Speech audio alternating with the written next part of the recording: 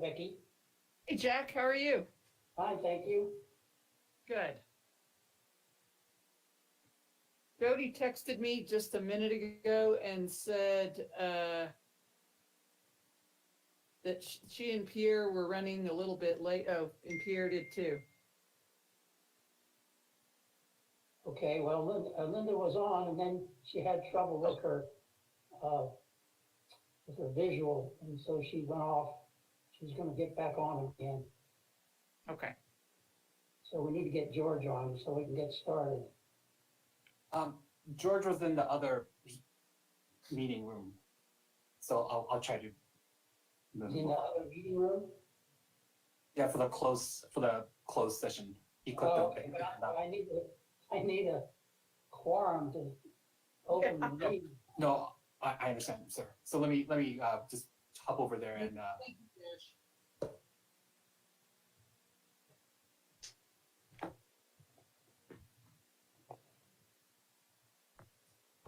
Oh, I can't get my webcam to work, so I'll just be talking.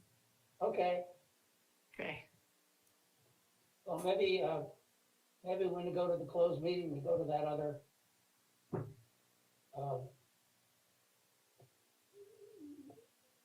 software, Yeah. maybe that'll work. Yeah. I was having issues with my phone camera this morning. I don't know what's going on. Ugh. We're waiting for George. He was over already at the, I just talked to him. He's going to log on to this meeting now. Oh. Okay. and we need to get him back. Jody and Pierre are gonna be a little late. he left that side, so I'm sure he's coming on the other group on this side now. All right, thank you.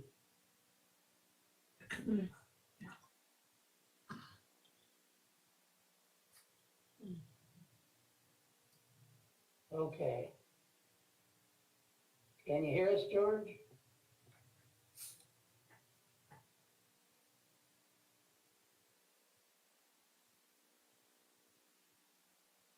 You're on mute.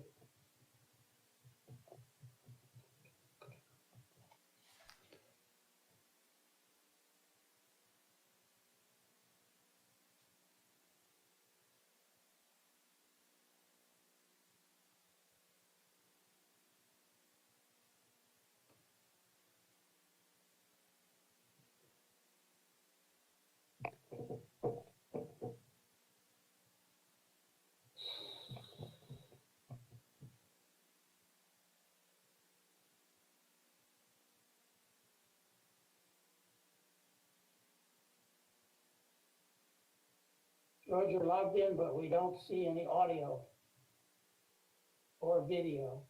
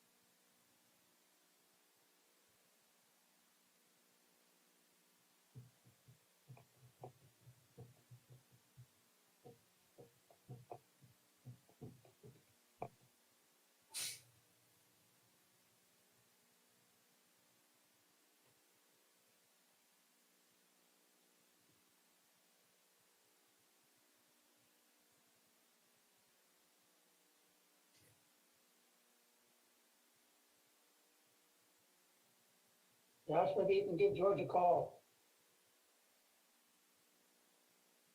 Okay, I could give him a call.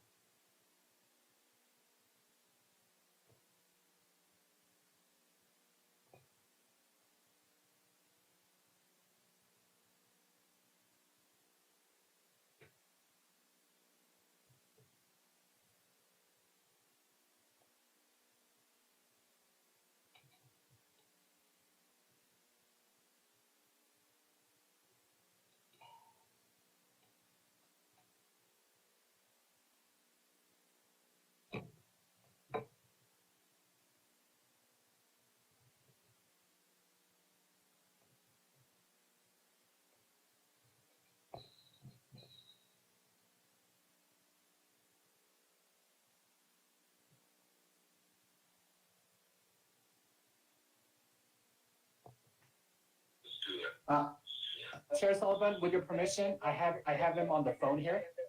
Okay? So you can hear me now? I hear you, George. Okay. Don't move. All right, we have 3 people, we have 2 board members that are gonna be a little bit late. So let's call the meeting to order, a regular governing board meeting of the Santa Fe Community College, September 22nd, 2021, 1:06 PM. We have a quorum of 3 right now. Welcome, everyone, and we hope you're enjoying the fall weather here in Santa Fe, beautiful Santa Fe. The first item is to adopt the agenda. Are there any changes or revisions to the agenda, Becky? No, Mr. Chair, they're not. All right, can we have a motion, please? Move to approve. Second. Those in favor say aye. Aye. Did I hear ayes? Aye. Okay. George, are you still there? Oh, Jody, Say that again. okay, Jody's here. We're having trouble, Jody. George is- Sorry I'm late. No problem. We need you to approve the agenda. Just say aye. Aye. That's the way to go. All right. The next item is public comments. Audrey, do we have any public comments for the board today? There are no public comments. You said no? No comments? No, there are no public comments. All right, thank you. All right, the next item on the agenda is item 5. We need to go to closed session for about 40 minutes for the purpose of discussion regarding pending litigation against current contracting partners provided under NMSA 1978-1015-1H7, and discussion regarding strategy preliminary collective bargaining negotiations as provided under NMSA 1978-1015-1H5.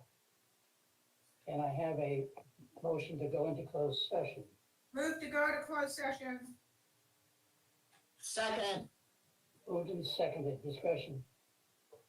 If none, Audrey, roll call. Chair Sullivan, Yes? Vice Chair Gamble, Yes. Secretary Pugh, Yes. Member Siegel, Yes. Member Quintana. Okay, she's not on yet. All right, that's 4-0. So motion passes. We'll go into closed session and we'll be out as quickly as possible, hopefully close to 2 o'clock. Thank you everyone else for waiting for us. Back shortly.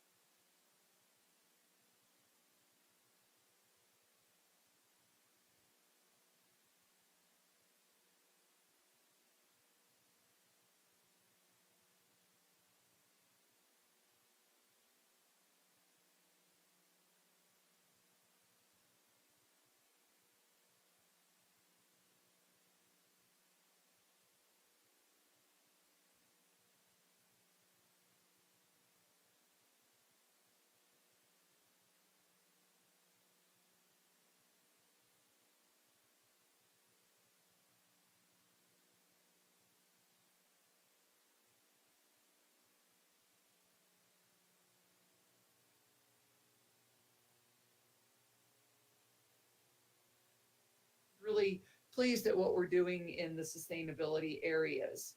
Santa Fe Community College ranked 5th out of the top 20 best community colleges in the Wallet Hub report, 2021's best and worst community colleges.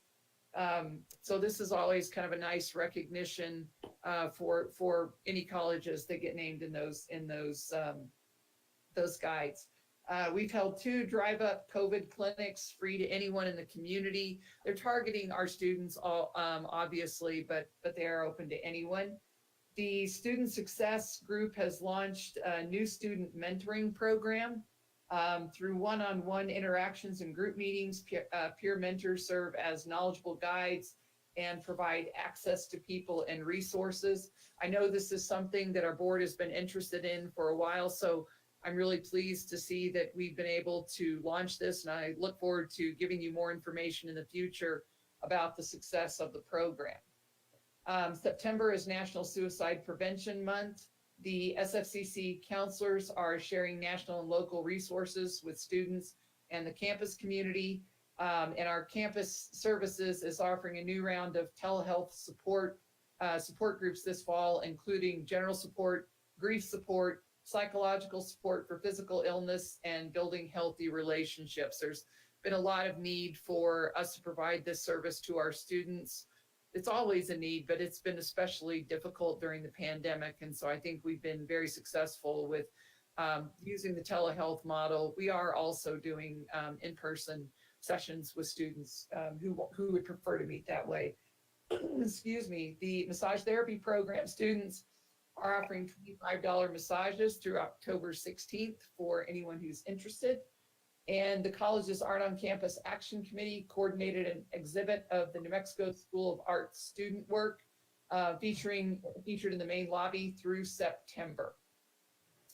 Under faculty, and one other thing I want to mention, tomorrow at 12:30, I believe it is, HED Secretary Stephanie Rodriguez will be on campus at the Adult Education Department for an hour-long meeting, kind of to talk to us with the new director for adult education in the state, and also to meet our staff and find out a little bit more about our program and offer some support. So anyone is interested, I think, can drop by there between 12:30 and 1:30.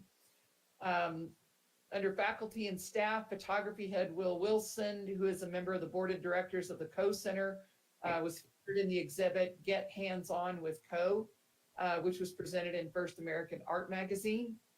Associate Professor S.J. Miller, PhD, has joined the Pulitzer team as a Pulitzer Fellow for Thrive Community School, and will develop standards-aligned units that engage students in the 1619 Project and other journalism and historical sources.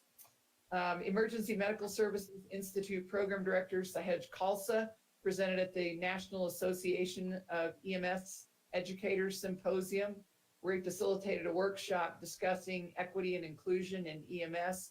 And then he also delivered a keynote presentation, how we can better educate culturally aware and engaged EMS providers. This has been, Sahej has done great work in our state in this area, so we're very happy about that.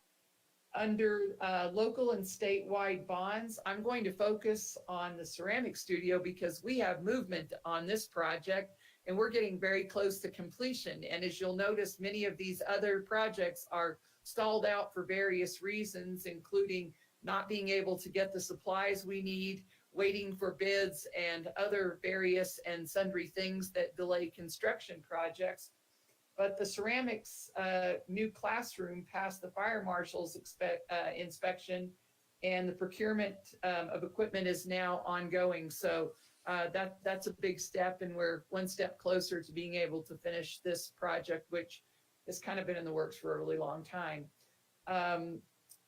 So we also are working on the project in the trades building, where we've gotten quotes for the addition of operable panels and 7 existing windows. This has to do with the ventilation in the room that, as we've been talking about for the last several months, we've had issues in that building for a while. They have finally gotten some action during the pandemic because we really need to have better ventilation in that room, in those rooms in that area. The LEED standards at the time the building was constructed allowed for a closed ventilation building. That's not what is currently the standard under LEED, under the gold LEED standard now. So we're upgrading to change the new standards and provide better ventilation for everyone using that area. The master plan is moving along. They're in the final stage of the planning process, and they will be seeking the board's review and input as we move along. More parking lot and roofing renovations as always, but things that we have to keep on to keep us looking good. And then the greenhouse laboratory and equipment upgrades we're working on those too. So a lot of things that are moving along very slowly. It's a difficult time to be working on construction projects, but we are making some progress. Under administration, you can see that there are policy reviews that are coming along. We've been working on the shared governance. It's the procedures in the shared governance policy, which would basically request that all of the shared governance groups that are participating in the review of a policy will submit their comments to the policy owner and to Laura in writing. We used to do a lot of editing on the fly in that process. I think that was really less than ideal for everyone involved. And so now we'll get those comments in writing, and then we can, go forward in responding to those in that way. And then we'll also be working on the procedures for faculty qualifications. You'll be seeing an update to the compensation and benefits procedure. And this is the policy, the procedure that we started working on 2 years ago, which deals with allowing staff to receive a pay upgrade for getting increasingly higher degree qualifications completed that pertain to their job. And then also an update to payroll and deductions and the surveillance camera. I want to just give you a quick update. I attended the LFC Higher Education Subcommittee meeting yesterday downtown. The focus of the meeting was on enrollment, and then there was also a presentation on faculty salaries. And we'll, kind of await, the legislature wanted to hear about that as they're looking at proposals for compensation increases this year. And so hopefully they'll recommend something significant for everyone this year. The enrollment questions are interesting. The LFC chair is very interested in looking at what we always call the protected base. And she quickly pointed out nothing is protected. And so the bases were for our funding formula were calculated, I believe, in 2013. Since that time, as I think you're all very aware, almost every college has seen a fairly significant enrollment decline since that period. And so I think Chair Lundstrom is interested in digging into the base and trying to figure out if there should be adjustments to the base that are based on enrollment decline. I don't think anybody is real excited about having that happen, but we all get it. And the other part of that conversation is that we're looking at trying to help LFC figure out a way in the funding formula to have some sort of recurring mechanism for wraparound services in the funding formula. So right now, that's really not included in the formula. So we'll see where this goes. There is a task force that's meeting at least monthly, and they have been making some pretty good suggestions. And then we've been participating in the engagement process at the Midtown campus. It's very clear that the involvement from Santa Fe Community College at this point is focused on film. I do think that the Midtown, I was going to say the Midtown developer, but I guess that would be the city of Santa Fe, that they're interested in film being sort of an anchor project because the Garson Studio is there. It is functional and could attract some studio work. So we are working with UNM to partner with the city on working towards creating a film school at that location. And that's as specific of information on that as I have at this point. As it does start to clarify and crystallize a little bit, I will keep you posted. So you see for the upcoming events that the library is hosting a Hyben workshop with retired Professor Miriam Sagan. The fall semester, second 8 weeks classes begin on October 18th. The School of Liberal Arts hosts the launch and reading of the 2021 Santa Fe Literary Review. Lovely publication this year, as it always is. So congratulations to Kate McCahill and her team.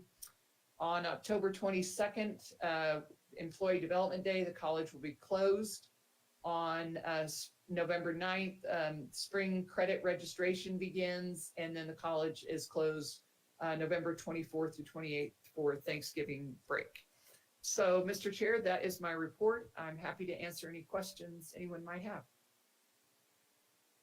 Any questions from the board on Becky's report? Yes. Do you hear me? Yes, George. We can see it too. Hey, gee whiz. Sorry about that. You get overwhelmed here. Yeah.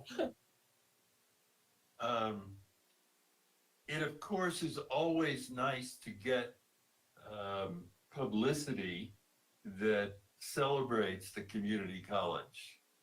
And Wallet Hub is I have no idea what kind of site it is. I tried to learn about it. It appears to be some sort of financial advising site. Is that your understanding also, Becky? Yes, Vice Chair Gamble. It is one of the things that Wallet Hub generally looks at and they do these rankings of colleges periodically, but generally the price of the tuition is part of what they look at. So it's the value of the education is always it's always part of what they consider. Right. And I don't know if anyone from NPR knows more about what they do. I just, when those reports come out, I just hope we're on the good end and not the bad end. Yeah. Well, indeed, what I did was I looked at the site and I tried to find more information. And one of the things I learned was community college came up poorly on two of their other major measures. So somehow we got a great overall measure, but in terms of academic and what was the other one? Career, I think, points, we did not do well. And I Well, just wonder. We don't know how they gather their data. I mean, we don't apply for these kinds of recognitions, or there are national kind of clearinghouse areas where they can get data on tuition and salaries even and different things like that, and they'll kind of figure out what their methodology is for calculating these things. Right, yeah. Okay, second question. George, I Sorry. think Todd wanted to jump in on that. Todd, Sorry. did you have something about those other two categories that George was asking about? Thank you. I would just chime in with that. There are a number of sites that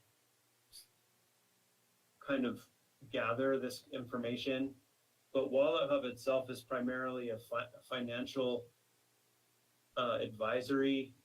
They brand themselves a social network. So, I mean, we'll get these kind of things like, a couple a week Wallet Hub is definitely one of the larger ones. Most of the time, there's kind of a monetary goal behind these efforts for them. And so I'm glad you did your research, because it's important to look at these lists very closely. 9 times out of 10, I'll receive a follow-up from these organizations asking us then to, either pay or have the college pay for better rankings, or to advertise with their websites. And Wallet Hub seems to have, I'm not saying that's necessarily what Wallet Hub's motivation, but I think that you're wise in doing your research and, exploring these sites with a bit more depth, because they're often profit motivated.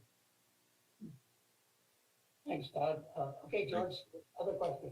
Yeah, the other question about the Advanced Technology Center and the Pacific Design. I'm kind of wondering now that we have this master plan going on, is that a part of the master plan, or is it separate from? And I'm wondering again, sort of the whole question of, are there other things that are going on separately than from the master plan? And how are we sort of coordinating any of that?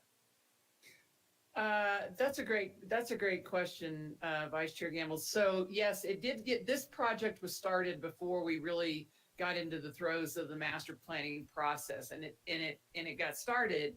I mean, it was raised to the level of a concern. A couple of years ago, or even before I came, I think that we knew that there was a problem, and during that time we could kind of improvise and do things like, prop the windows open and do some things like that. Right. It's always been a concern to me, but when we had COVID and we had to really, really crack down on our ventilation, then it was raised to the top of the list of things that we really needed to fix. The problem too is that it's a complicated process, and so we had to find the right vendor to be able to do this work and to even know what we really needed to do. Because apparently what happens is that the carbon dioxide levels get too high in the building, and then an alarm goes off, which is not good. So yes, we started working on this, but the master planner is aware of all this and is there working on their plans for, looking at, anything that might happen with the TATC. I don't know that this is necessarily incorporated in their plan, but they certainly knew about this and were aware of, all of these other things that are going on, and what other things might need to happen to upgrade the building. Okay, good. Thank you. Mm-hmm. And we'll have more, of course, about the master plan on item Right. 11 of the agenda. So you might want to bring that up, George. And as I recall reading the plan, they did comment on that, and there are some cost estimates in the plan pertaining to that and other upgrades. Other questions about the president's report? If not, let's move forward to the enrollment report.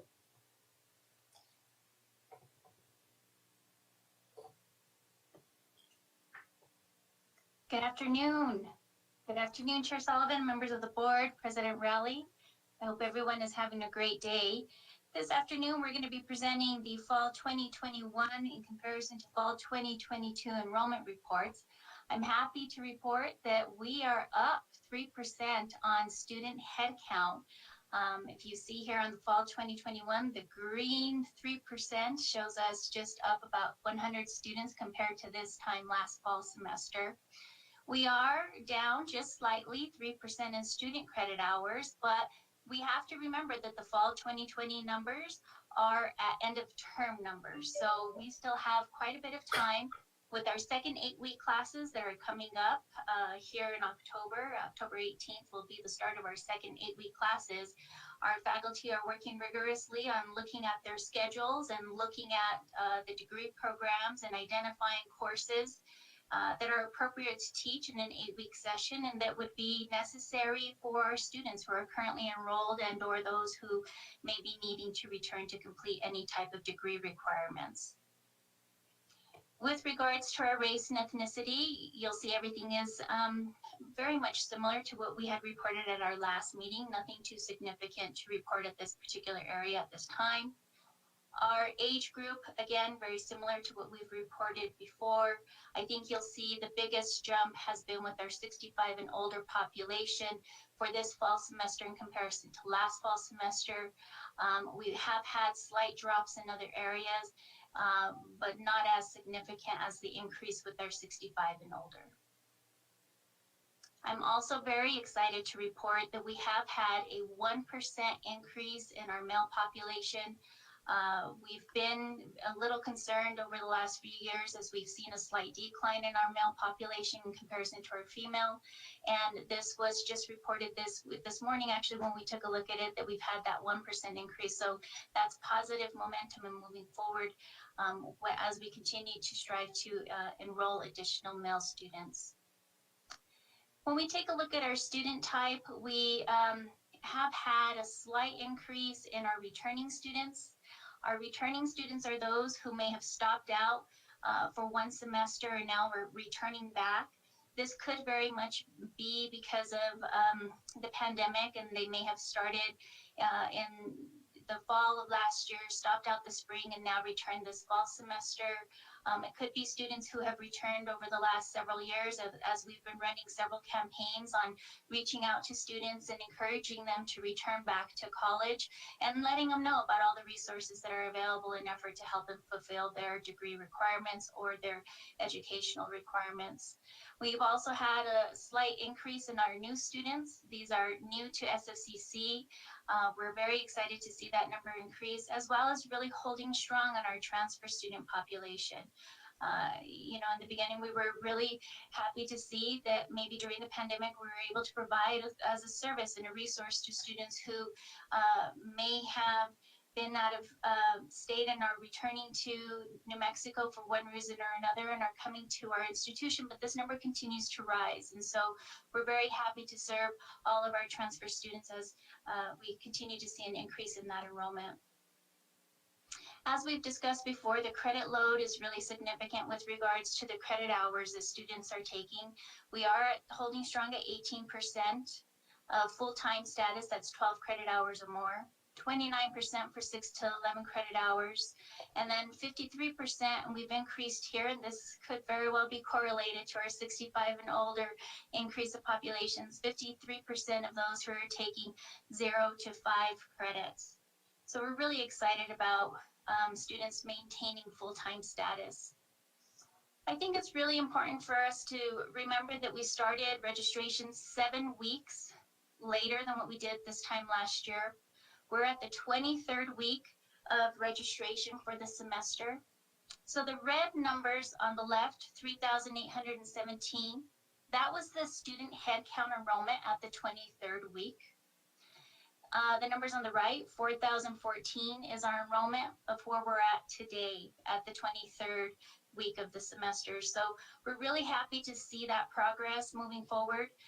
Again, we still have a significant number of weeks left for second 8-week registration for our students who might be taking the class starting in October.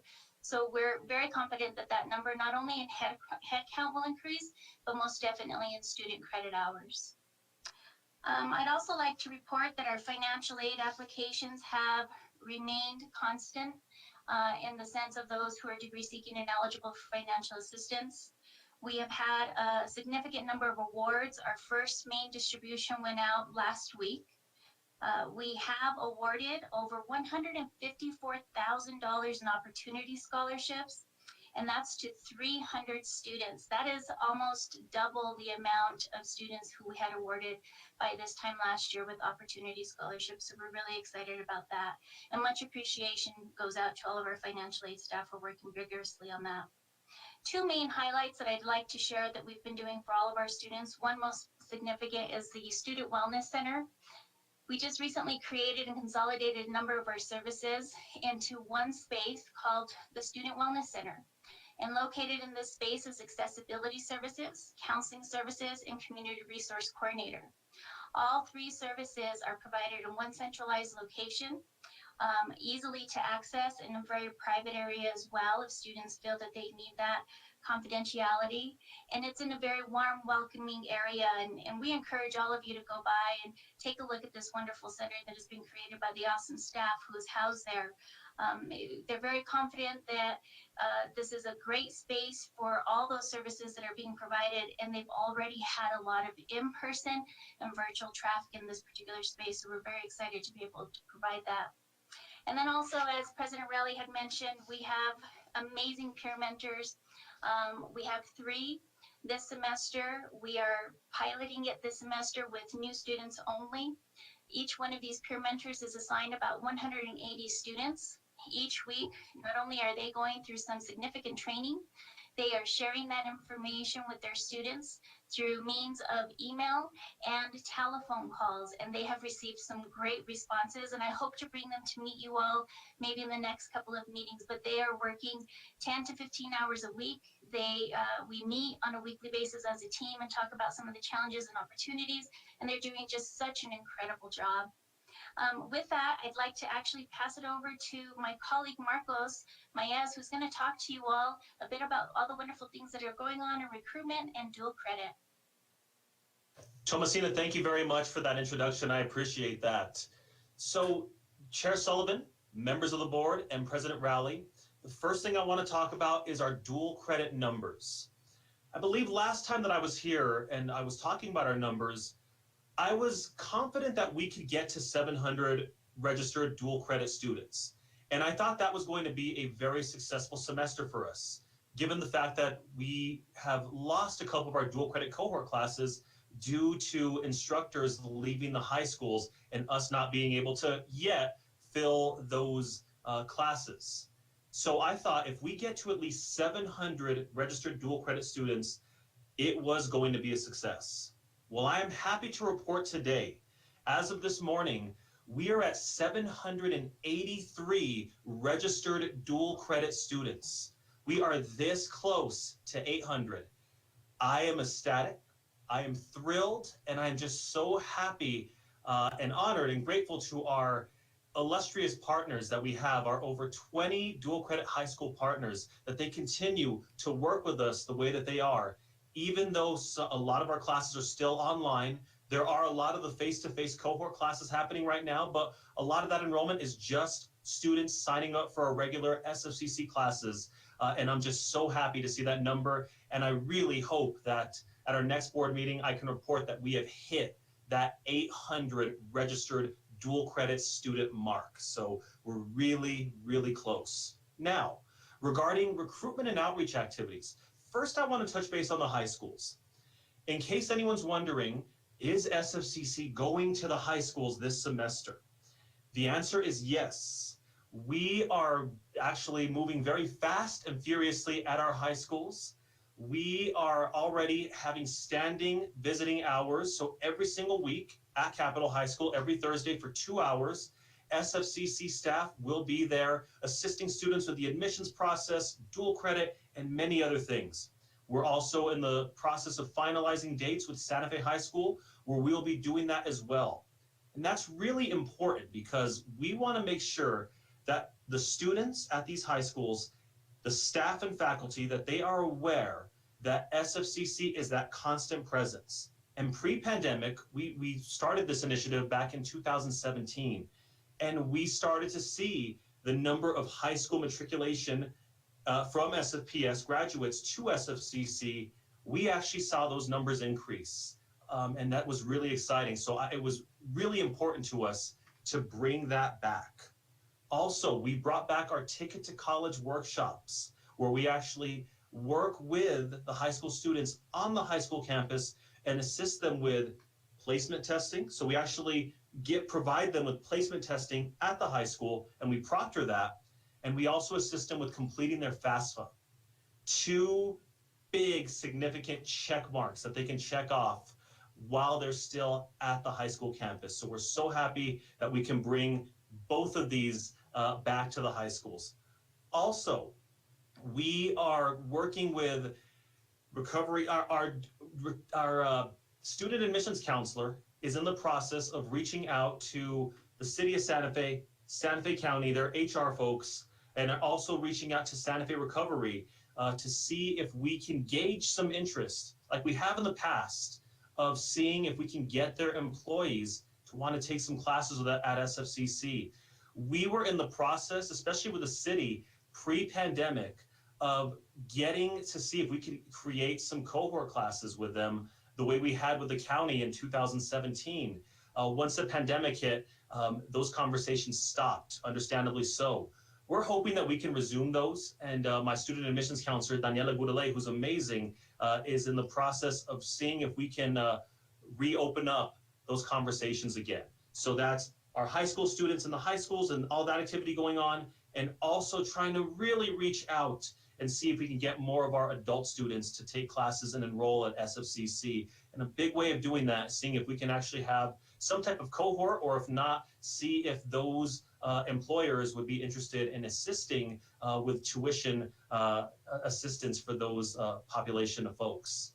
Those are my highlights. There's a few more that I could talk about, but those are the ones that I think I will leave it at that for now. And I will turn it back over now to Todd Lovato. Thank you, Marcos. Good afternoon, Governing Board, Chair Sullivan, Vice Chair Gamble, President Raleigh. I'm just going to share a few things. I thought this time, instead of kind of going maybe through like a laundry list, I'll just point out a few highlights since we last spoke, or examples of some communication marketing efforts. It's hard to fit it all in a couple slides, so let me just do a couple things here. So one thing you'll know if you've been on campus is Rosalie. She is our representative of our vaccine campaign. And so we've had a lot of good feedback, but this is kind of our icon to help spread information. Just today, we had our second vaccine clinic today, and I went and talked with Fire Chief Martin V. Hill, and he was really happy with the turnout. There was, as of like 11:30, there had been almost 100 people over there. The Albuquerque Journal came and took some photos. So all accounts seem to point that today was successful.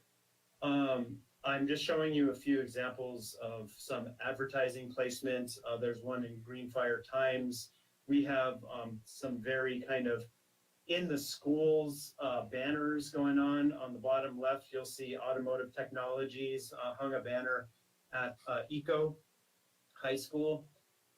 Marcos mentioned their kind of re-immersion into, into the real world. Here's some examples of them working at Capitol, and Espanola Valley High School recently visited us. Our Inside SFCC newsletter continues to gain great traction. And then finally, just a few examples here. We've been working with Katrin Allred, who is the new executive director of the ECHO, Early Childhood Center of Excellence, working on some branding and revamping the Kids Campus website. And so I'm excited. I welcome her and her ideas. It's been fun to work with them. Our Harvest Festival is coming up. And then the last thing I want to point out here is just, I won't bore you with the analytics and the digital marketing stuff this time around, but I just want to point out that, our Pathways project is gearing up on our website, and that's going to hopefully steer some future marketing, like kind of college-wide branding efforts that we have planned with that Title V support. But the little kind of list there, those are some Google Analytics numbers. What I did is I just pulled some information on the most visited program landing pages from the month of August. And I put little red dots, but every red dot by a program page, so I recognize that's small. So There's environmental job training, distributed energy, human services, automotive technology, controlled environment, agriculture, massage therapy. Of those top pages, you know, those are very specific programs we worked with on creating campaigns for them to come in and to help boost enrollment. And so, you know, there's a lot of work that still needs to be done in terms of exploring conversion rates, and me telling you that campaign resulted in 5 people in a class. And I think this college as an institution will get better as we mature, especially with ERP and future kind of CRM integrations.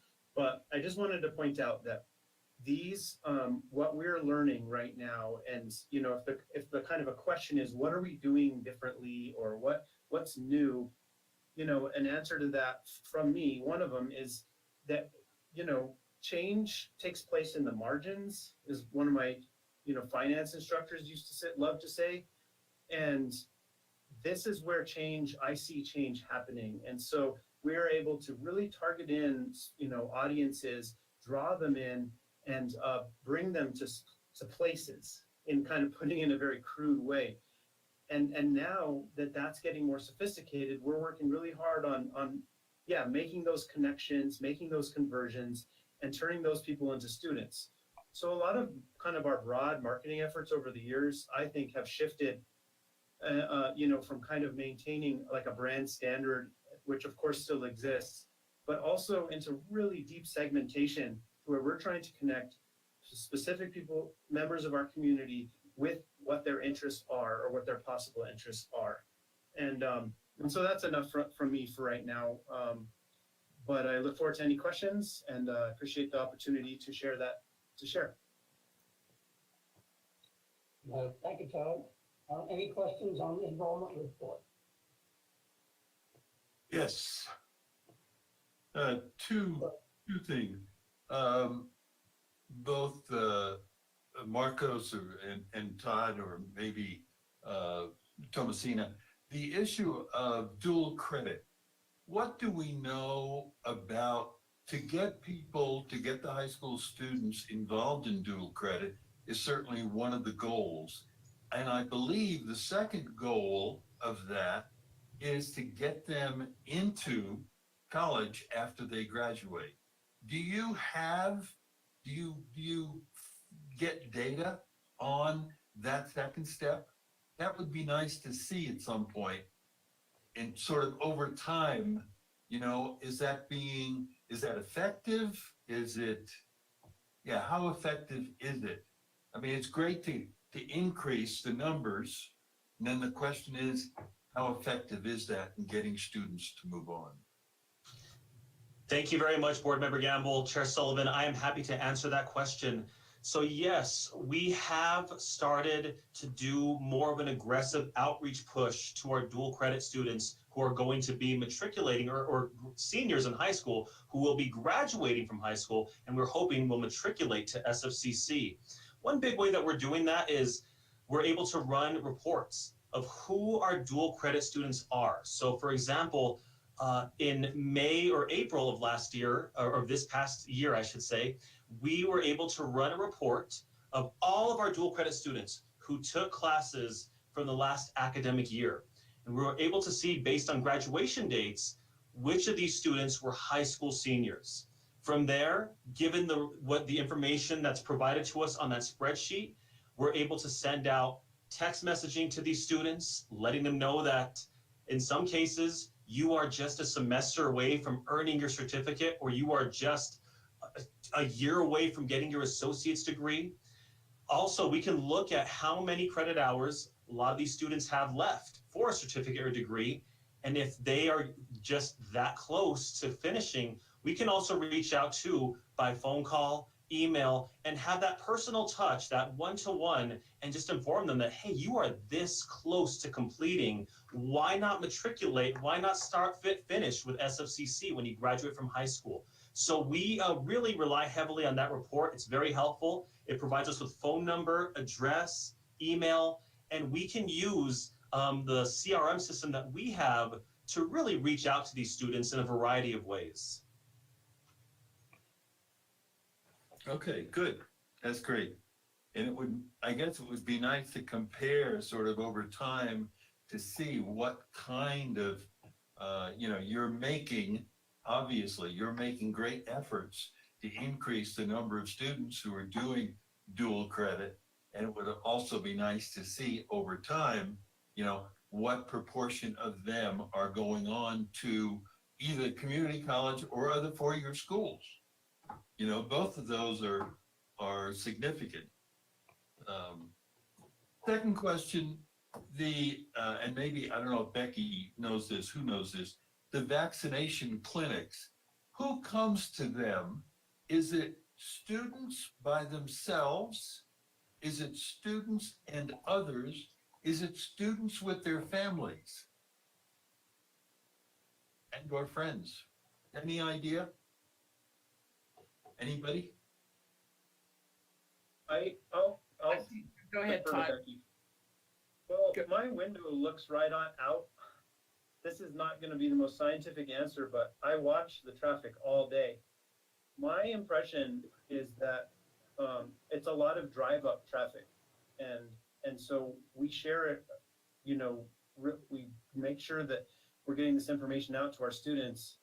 But like today, for example, the cars will come, and yeah, it's a lot of people in pairs, and some families, but with kids not eligible right now. When that does happen, it'll be interesting for us to get involved again. This is our second one, and if Luis is here, please don't let me steal any of your thunder, but they are compiling more information that we should be privy to pretty soon. But the first one was pretty lightly attended. This one is much more attended, and I think we'll have a better sense. And since I don't see Luis unmuting or anything, I'll also add that the college is starting up a series, a more consistent on-site clinic that's going to take place starting in October that will also include the flu. And so we see a combination, as Chris Gettler says, that it's a healthy representation from the community. And I would like also myself to know what the student numbers are specifically. I guess one of the things I'm thinking about is precisely we could reach out beyond students to encourage community members, encourage students to bring family members, friends, etc. So, make it very clear that this is not in any way limited to students. And they may already understand that, but if we could promote that idea, that would be great. Yeah, that's good feedback. Yeah. Well, that was a great, Thomasina and Marcos and Todd, that was a great enrollment report. You're covering the field. The only thing you haven't told us is what's the most popular footwear nowadays. Okay. Mr. Sullivan, I have a couple of questions, Go ahead, sir. somewhat related to where George was. Marcos, you mentioned briefly that you've seen an increase in that conversion rate. And like George, I think that information would be really helpful. Off the top of your head, do you know what the current conversion rate is and how much it's increased from the last time you checked? Thank you very much, Board Member Quintana. Chair Sullivan, that I don't know. So the most recent conversion rate, I don't know right now, but I am more than happy to work with our Office of Planning and Institutional Effectiveness Office and request a report of that. And we can most definitely get back to you on that, Board Member Quintana. Thank you. That would be great. And then also related to the COVID vaccination effort, Becky, do you have a number on how many students have shown proof of vaccination?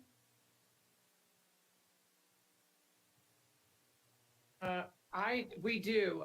Who would? Thomasina? I certainly can share, Member Quintana, how many we've already sent awards to. It's close to 400 students so far. We just sent another large batch yesterday afternoon. Chris, I think, will report later how many total have come in and how they've worked through that and verified all of that information. But close to 400 students have already been processed for their $250 vaccine. Great, thank you. And then my final question and maybe comment, I met with Becky a few weeks ago and asked during the enrollment report if you all could highlight some of the systemic improvements that are happening on campus that contribute to increases in our enrollment. I think recruitment efforts are obviously a part of that and very, very important. But I know there's a lot of work happening on the ground that's improving students' experiences that would also be really helpful for us to understand, maybe to understand retention, but also what we're doing to keep our enrollment numbers up. Certainly, we will make sure that we continue that process for next time, Member Kitana, members of the board. You know, we did mention just a few in the beginning of our Student Wellness Center, which is something that has definitely, I think, proven a major increase. We are doing a wonderful job at triage. My enrollment specialist team are reaching out to students who have applied, been admitted, but not yet enrolled, and they're working with them and asking them the questions that maybe they haven't asked yet and trying to really help them connect the dots. All of our offices right now are on Bookings, which is a virtual way of scheduling appointments with individuals, whether in person or virtually. And I think that's another huge asset that we have right now, is that we're offering dual modalities of services to our students. So if a student cannot come to campus for whatever reason, we can still provide a service to them online even before they become a student. So I think that that's extremely helpful. I don't want to go into too many details right now, but we can definitely highlight some more along the way. But just knowing that we are definitely trying our hardest to create that campus culture of care and a sense of belonging for our students before they become an SFC student has been very impactful for all of student affairs, and they've done an incredible job at continuing to identify their processes and make it more of not a process, if you will, but more just of a habit for them to really get into, and really trying to empower them with knowledge so they are a stronger student as they continue in their journey with us and with other institutions of higher education. All right, thank you. Any other questions from the board? I would mention two things of Pierre in response to what I think they're getting at on enrollment. And that is that I've had discussions with Becky about enrollment, and in particular with the item on our agenda today to remove the financial emergency. My discussions with her revolved around potential for reducing fees and tuition to encourage enrollment, which of course is one thing. When you're not selling an item on your shelf, you either have a sale or you reduce the price of it. You do that to increase interest and to increase people purchasing your product. That's one thing, and you know, the counter argument to that is that we're very reasonable in tuition and fees compared to others. The counter argument to that is that the others are reducing, enrollment is declining dramatically as well. So if all of the if all the lemmings are going to jump off the cliff into the ocean, should we do the same because the others are doing it, or should we do something different? And we need to think about that, in my judgment. And as a result, the work session that we've scheduled for November 10th is going to deal with enrollment, and it's going to deal with the things that we can do in enrollment that are not FAFSA related. Now, certainly enrollment is is key to the cost of going to college. And Yasha's surveys have repeated that over and over again. That's the number one issue, is what it costs. And what it costs, of course, is not only tuition and fees. It's what it costs for childcare. It's what it costs for not being able to be full-time on your job. There's a lot of costs to attending college. The cost of books, so forth and so on. So what I'm hoping, and what Becky has agreed to do, and she mentions it in her cover letter, which we'll talk about on the enrollment, or rather on the reducing of the financial emergency declaration, is to focus on these issues in the work session, that staff and faculty get together to discuss, so we as a board can begin to prioritize where these efforts should proceed. Now, these things aren't free. These things will cost money. And I wouldn't bring this up except that, we're now at a point where I think we're able to move forward on some initiatives that we haven't been able to move forward with in the last 18 months. So this is what I want to accomplish. And I want to focus on things now that are non-grant related. Now, what the foundation does is fabulous, and what the opportunity scholarships and the things that we have that support students with financial aid are critical. And I don't mean to downplay those. What I want to work on is the things that don't involve filling out the FAFSA form, which is the largest impediment to college enrollment in the United States. So, and I think we can do that. I think we can do that. All of the colleges have had problems with enrollment. We've had problems with enrollment. Our enrollment in 6 years ago was 5,493 students in credit classes. In 2020, it was down to 3,034 students. We've lost 45% in enrollment. Now, we're not the only ones that have lost. UNM has lost 20%. CNN has lost 20%. San Juan has lost 37%. So we're in good company with all the colleges, but that doesn't mean we follow them necessarily. We have a unique situation in Santa Fe. We have a unique clientele, and that's who we're trying to support and trying to address. So that's what it'll be about. And there's things that we can do. I mean, there's just been ideas floating around. For example, increasing the scope of the kids center to provide after hours support.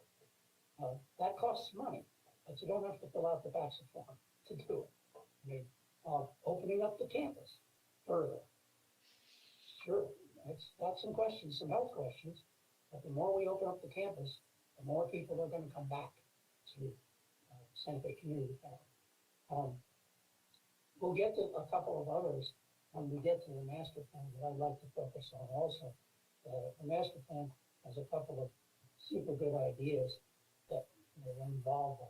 So that's just my take on where we need to focus some efforts, not just to do better at what we're doing, but to involve the board in strategic planning.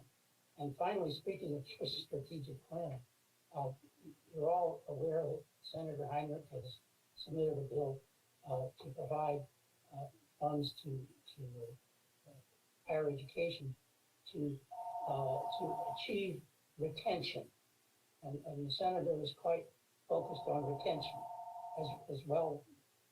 We all are. And that would require, if that bill passes, that you make application and that you do a strategic plan. And then, of course, you fill out a lot of federal paperwork, which is the way it always happens.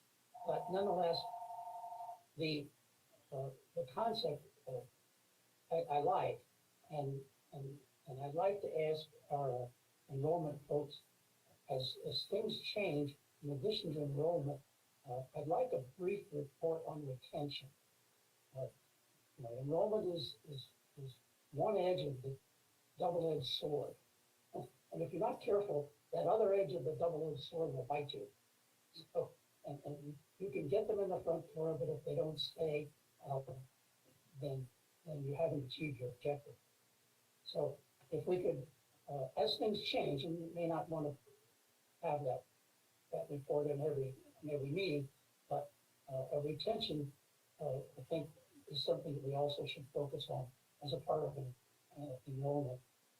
So those are my two ideas and my thoughts, and I hope that we can collate all that together for that November 10th meeting. Come up with some ideas that cost money. What do they cost? And let the board consider where we want to prioritize our budget for the following year, and what options we think are money well spent. And there's plenty of ways that we can spend money, but I think it's the job of the board to prioritize those options and to give that direction to the president as she manages the college. So a long answer to your question, Peter, or a long comment about your question, but I think enrollment is the elephant in the room here. We really, it's been 6 years since I've been on the board, and every single year since I've been on the board, enrollment has gone down at Santa Fe Community College, except 1 year, and that was between 2018 and 2019. And in that year, the increase was only 19 students. So there is this philosophy out there that enrollment is related to economic situations. In good economy, the enrollment is less, and in a bad economy, enrollment increases because people are improving their skills to get better jobs. In our case, and in many colleges' cases, that's not happened. That's simply not happened. What's happened is enrollment has steadily declined, and that's happened for us as well. Now, after 6 years of this, we need to finally look at the elephant and decide how we're going to deal with that elephant. And I think we can do that. I think we've got the level of expertise and commitment in our staff and in our faculty and in our administration that we can do that. And we will do that. So this is all, stay tuned on November 10th. All the answers will come forward, hopefully on November 10th. So much for enrollment. Any further questions on it? Oh, one other thing, short thing I wanted to mention. No, I already did. Just retention. Let's think in enrollment. Let's call it the enrollment and retention report, because we really do need to be focusing on that other side of the sword. Okay, let's move on to the Faculty Senate report. I think Ms. Cahill has been patiently waiting.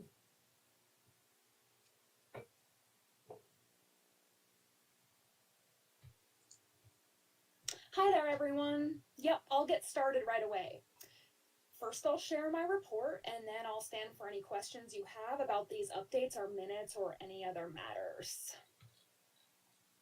So let's see here. One of the biggest topics of discussion for us these days is our impending return to campus.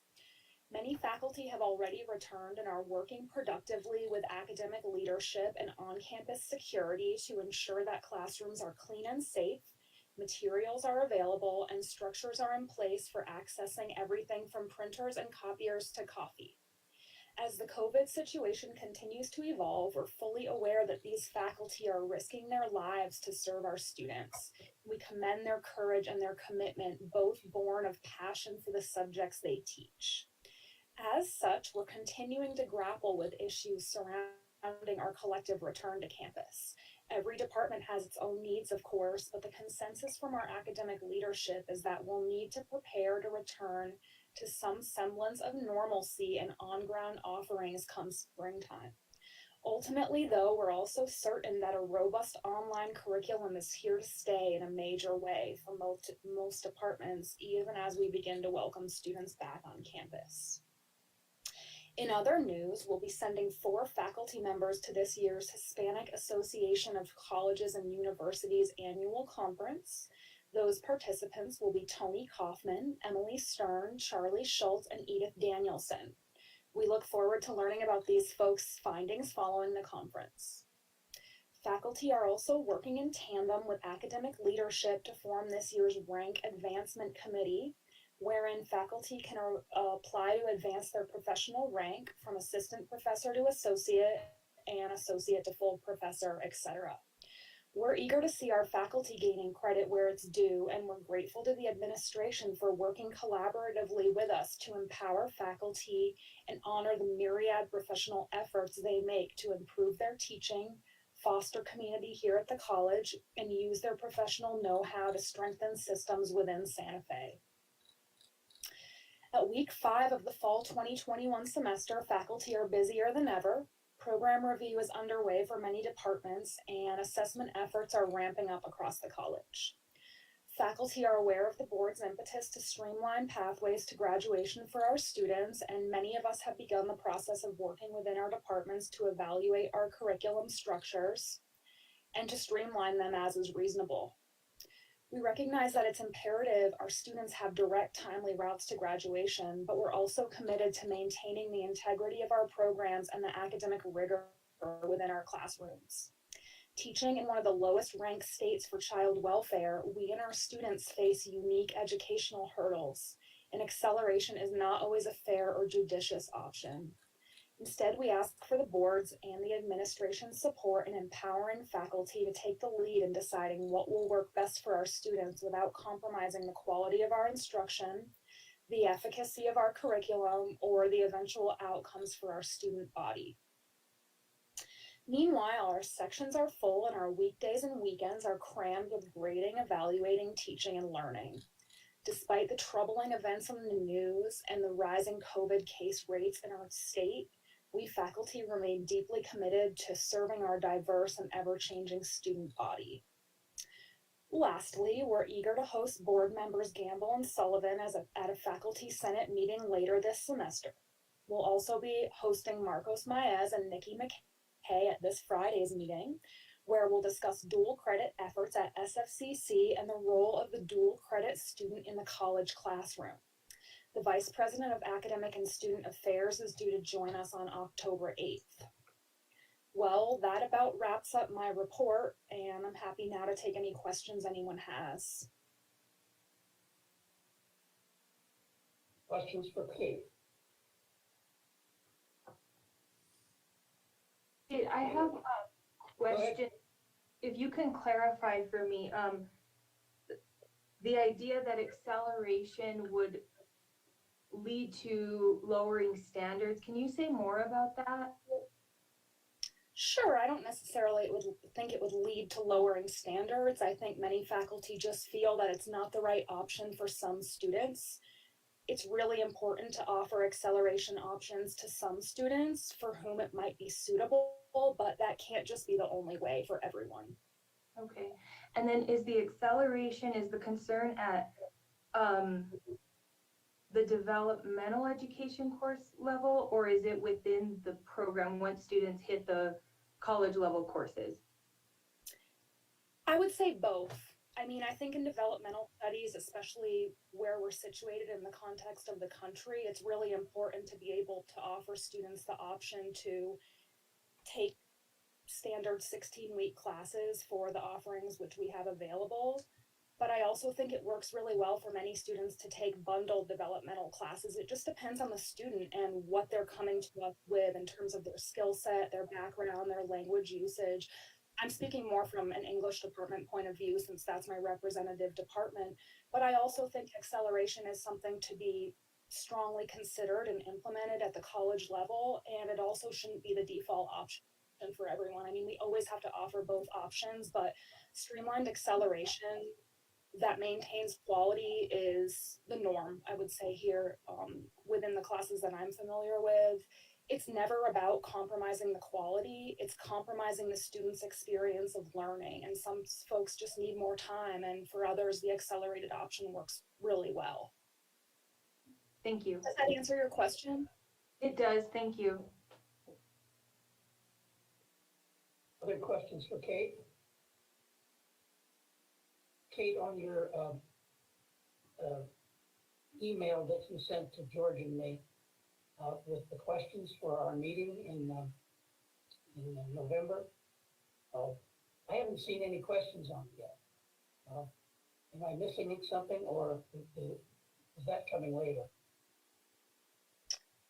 We'll probably begin collecting those questions 2 weeks in advance of your meeting. So if you're looking at a blank document, don't be alarmed. That should be populated by the time faculty are aware that you're coming. So we'll be discussing that at our meeting on Friday, and then we'll be gathering those questions. And should that list be short, we'll just have a nice conversation when you come so that you can get to know us better and just hear what folks' timely concerns might be. We'd also love to hear from you.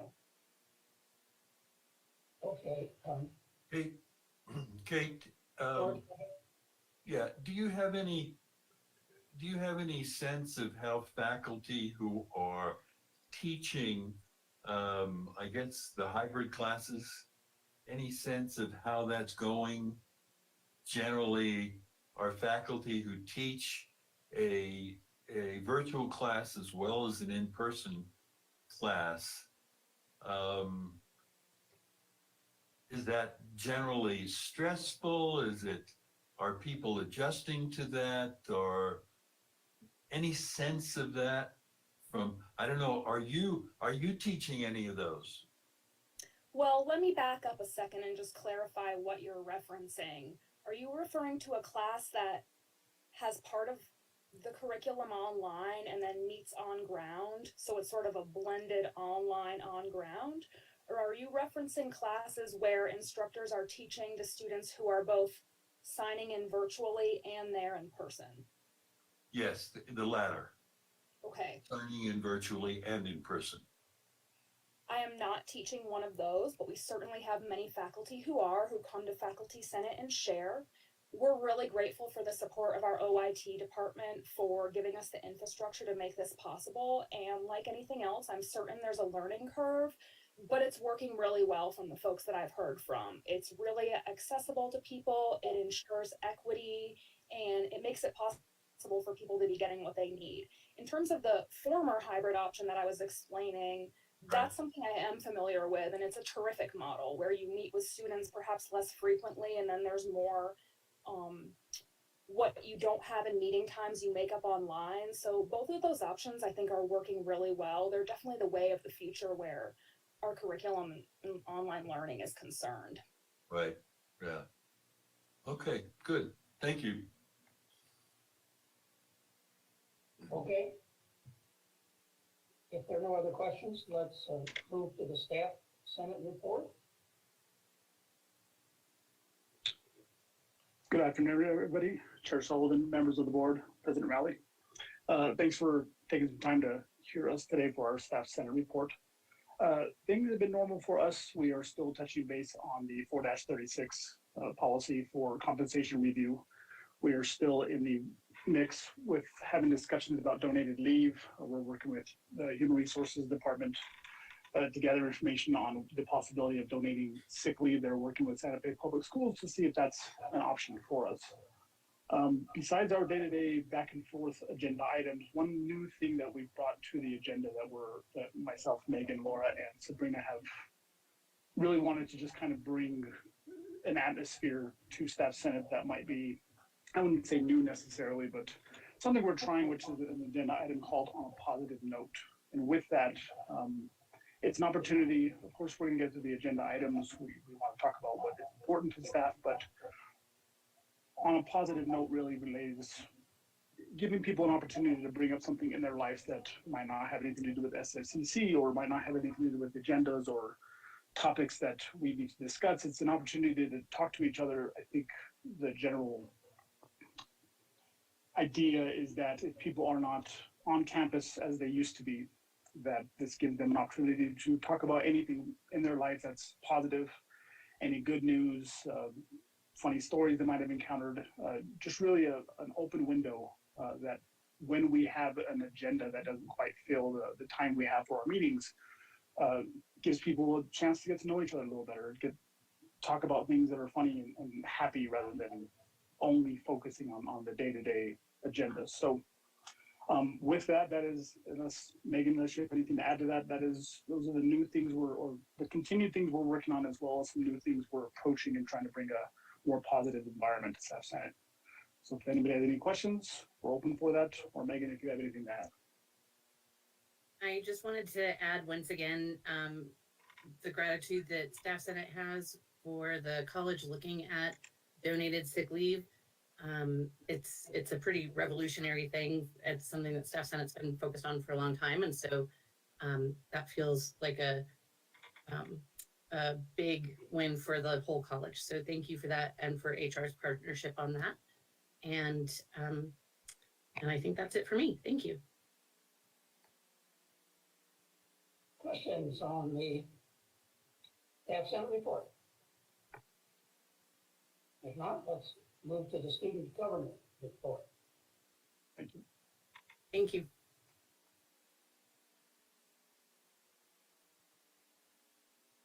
Okay, you see our new student government board member.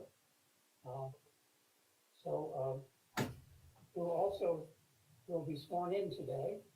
But Sierra, if you'd like to tell us about yourself. Hi, Chairman Sullivan, members of the board, and President Rowley. This is Mary Elias, and I am happy to introduce you to Sierra Wagner as the incoming student government president. Sierra lives in Albuquerque, New Mexico. This is her second year at SFCC, and today is her first time on campus. She is majoring in media arts, and Sierra's vision and passion for SGAs to focus on school spirit and student engagement using media platforms. So please help me welcome Sierra, and thank you for your time. Thank you, Maria. Sierra, go ahead. Turn on your microphone. There you go. Hello, good afternoon, Chair Sullivan, members of the board, and President Rowley. I'm very happy to be here. So I will just get right into the report here. I'm gonna go ahead and start with August, or welcome back days. Our student activities gave out 155 Starbucks gift cards, student handbooks, and swag. The activities started with a guess how many contest. And the first week we had over 150 entries. And this contest will run for 7 weeks. And each week we do a new item, either beans in a bottle, push pins in a jar, pretzels in a jar, candy in a jar, seashells in a vase, and various screws and bolts, and washers in a bottle. The prizes consist of a backpack, Bluetooth speaker, wireless earbuds, Olive Garden gift card, a massage from SFCC School of Massage, movie tickets, and our grand prize is 2 tickets to Meow Wolf or 1 ski lift ticket to the Santa Fe ski area. Moving on to September, we had the SGA election and installation of officers. SFCC's peer mentoring pilot program is up and running, and we have 3 mentors. They do outreach calls and emails to first-time SFCC students. Each week they meet for training with different departments, and they do intentional targeted informational communication with their mentees. The SGA elections were held on September 13th through the 16th. We had 2 applicants and both were elected by the student body. I, Sierra Wagner, am president, and I am a media arts major. It's my 2nd year. And we also have Rachel Buck. She's our secretary. She's a liberal arts major, and it is also her 2nd year. We also received an application for vice president for Seth Wagner. And installations of officers will be held on October 13th and our first SGA meeting. And we are still recruiting treasurers and senators. For September events, we have the SGA supporting National Recovery Month by sponsoring Purple Day. This is where a student or students will send us photos wearing purple in support of Recovery Month. And also we're doing student activities, created videos and dispersed Bill of Rights booklets to support Constitution Day at SFCC. We are also celebrating the Hispanic Heritage Month from September 15th to October 15th. The student activities will be accepting entries for what does Hispanic Heritage Month mean to you?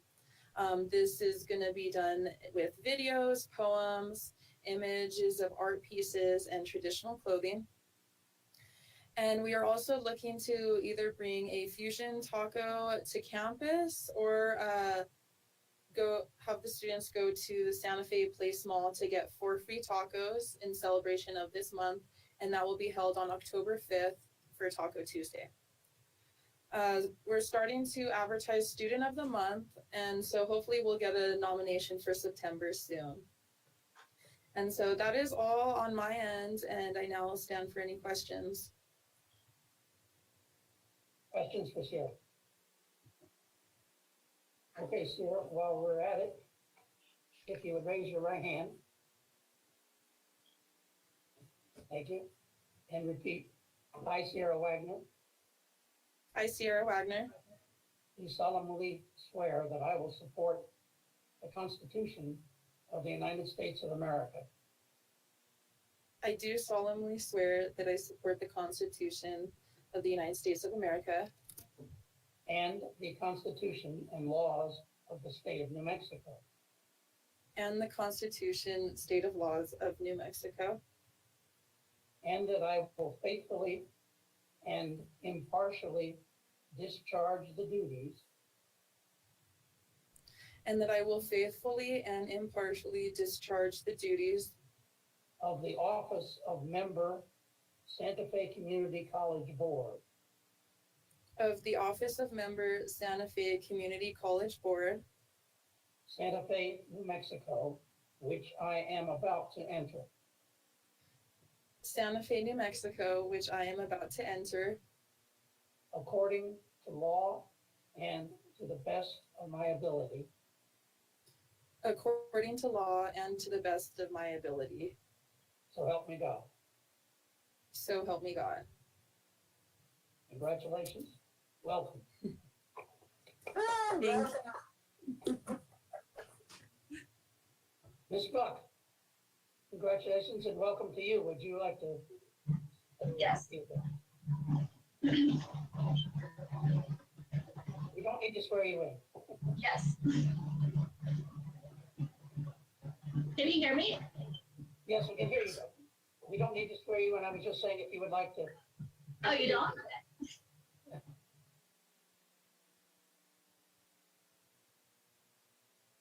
We can see you once you turn your computer off.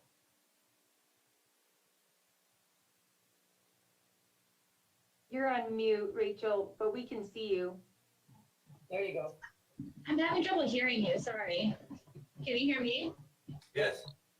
Okay. You just say, introduce yourself. Oh, I'm sorry. I'm Rachel Buck, SGA Secretary for 2021, 2022. That's all I was really going to be here for, was to be sworn in. I don't think we need to swear you in, Rachel. All right, thank you. Just the board representative. Oh, I wasn't presenting today. So I'm not presenting today. Okay, well, we just wanted to say hello and give you an opportunity to introduce yourself. Oh, okay, thank you. Okay. Yes, we only have to swear in the member that sits on the board. All right, thank you for the student government report. We'll move now to the two items, the 2 minutes that are on the consent agenda. We need to vote on these separately because I wasn't present at one of them. So we have the meeting minutes of the special meeting of August 12th, 2021. Do we have any changes or do we have a motion on that? I so move. Second. Moving second. Discussion. All those in favor of the approval of the special meeting minutes of August 12, 2021, say aye. Aye. Okay, chair abstains. I was not present, so that motion carries 4-0. The next item is the regular meeting minutes of August 25, 2021. Do we have a motion? I so move. Second. Discussion? All those in favor say aye. Aye. Aye. Chair votes aye. That passes 5-0. Jack, I'll abstain also. I was not present for that meeting. Okay, thank you. I forgot about that. You weren't. Okay, so those minutes pass on a vote of 4-0. Correction. Thank you very much. There are no other matters related to SFCC policy that are on the consent agenda. We do have another one a little bit later on. Okay, let's move to item 10, which is the approval of the August financials. Mr. Tails. Good afternoon, Mr. Chair, board members, and President Rowley. We have a lot of items to discuss and request approval for, so I'm going to go briefly through this and hopefully just stick to the MD&A for the financials. So if I can just share my screen with you. Hopefully I'm sharing the right screen. I think I am.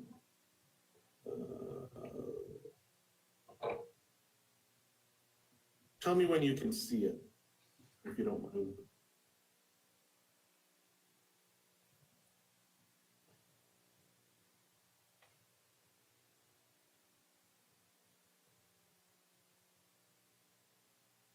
I can't. Has anybody else seen it?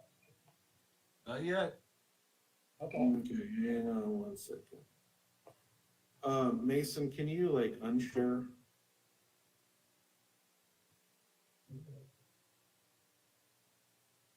Okay. Okay. Oh, yeah, there it is. Okay. I've got kind of a lot on my screen here. Let me see if I can make this a little bit bigger. All right. Hopefully you can see everything. We're going to discuss the financials for the end of August for fiscal year 2022. And just to point out a few things, we had seen a lot of strong economic progress through July, but it stalled out in August, as I've identified in this MD&A. US DOL showed that we had about 253,000 jobs added through August. It was much lower than compared to in July, where we saw 943,000 jobs added and 850,000 jobs added in June. That was showing a real strong progress, but kind of tapered off in August. The US unemployment rate decreased, however, from 5.4% to 5.2%, so that is headed in the right direction, but there's a lot of jobs that still need to be added back. The US needs to add back $5.3 million. I mean, 5.3 million jobs to get back to pre-pandemic levels. And that is related to the over 20 million jobs we lost around April 2022. We have 5.3 million of those jobs that are needed to be filled to get back to the level of what we had pre-pandemic. And so the WTI price of oil is good and very strong. It did decrease from $73.70 per barrel in July to $70 in August, but it's still very high. And the most recent information on the NMDWS website showed that we had in New Mexico unemployment declining from 7.9% in June to 7.6% in July, headed in the right direction, but still a little bit high. At the end of July, a total of about 72,366 people were unemployed in New Mexico, down from 74,780 in June. In Santa Fe County, we did see from June to July unemployment rate increasing from 7.8% to 7.2%. And that's also headed in the right direction. In terms of the college's financials, we show that the operating bank account cash balance had a total of 20.7 million at the end of August. In the prior year, we had 12.4 million, and that's a year-to-year increase of about 8.3 million in cash bank account. Tuition and fees revenue were up 5%, totaling 2.6 million this August, and have increased about 131,000 over the year. Remember though that last year in August we were really showing very low numbers of tuition and fee revenue due to the pandemic. State appropriation revenue was 1.8 million. It's increased about 1%, or $11,151, fairly flat from year to year in August.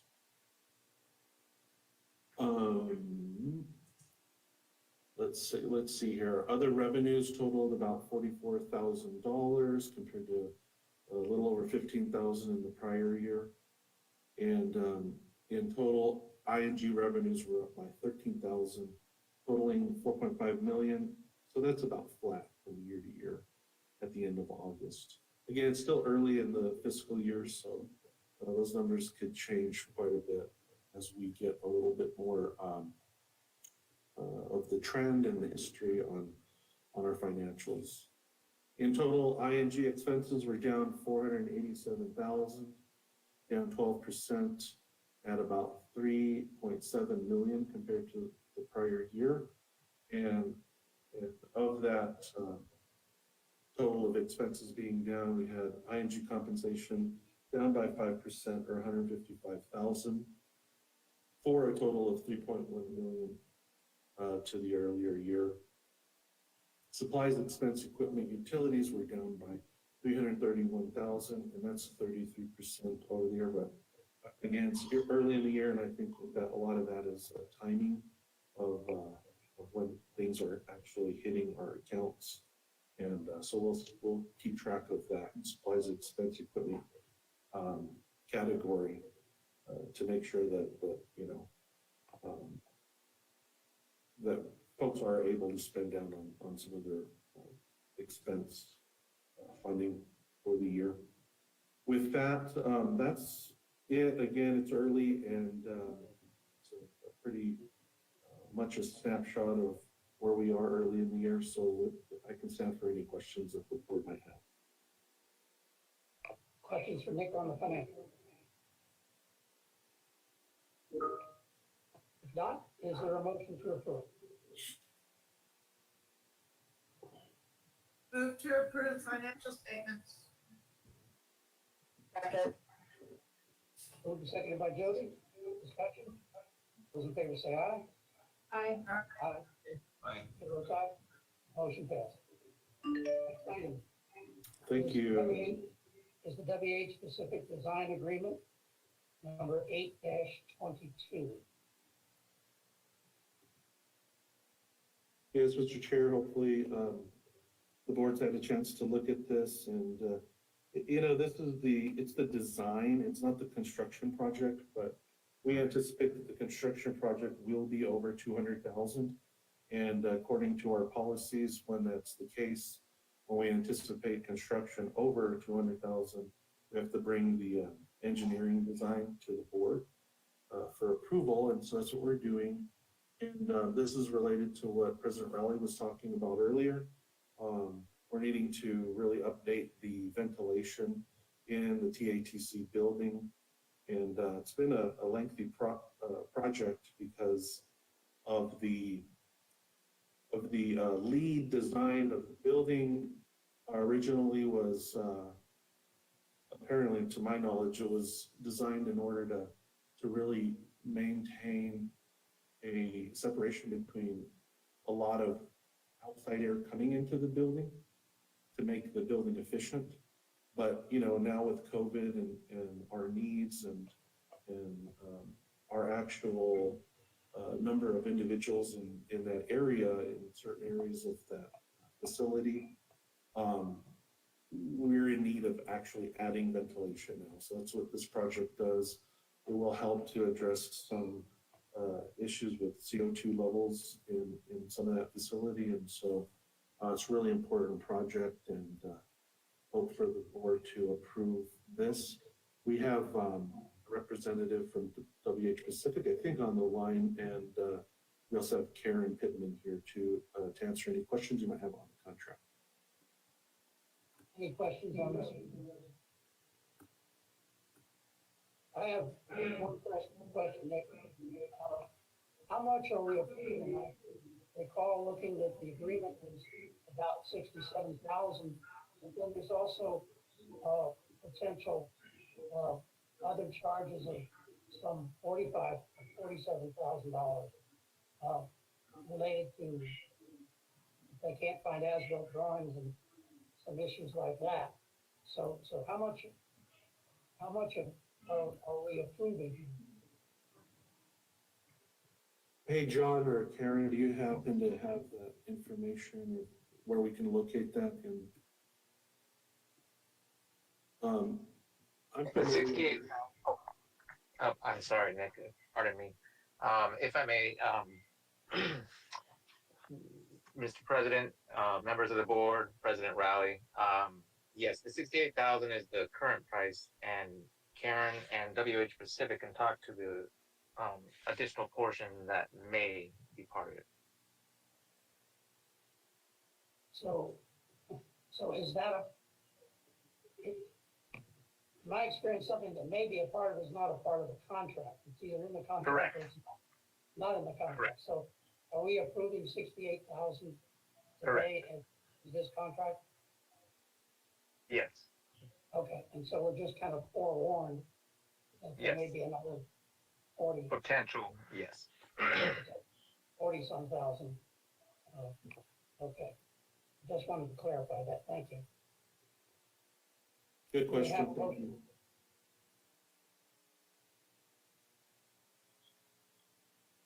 For approval of the WH Pacific Design Agreement 8-22 in the amount of $68,226.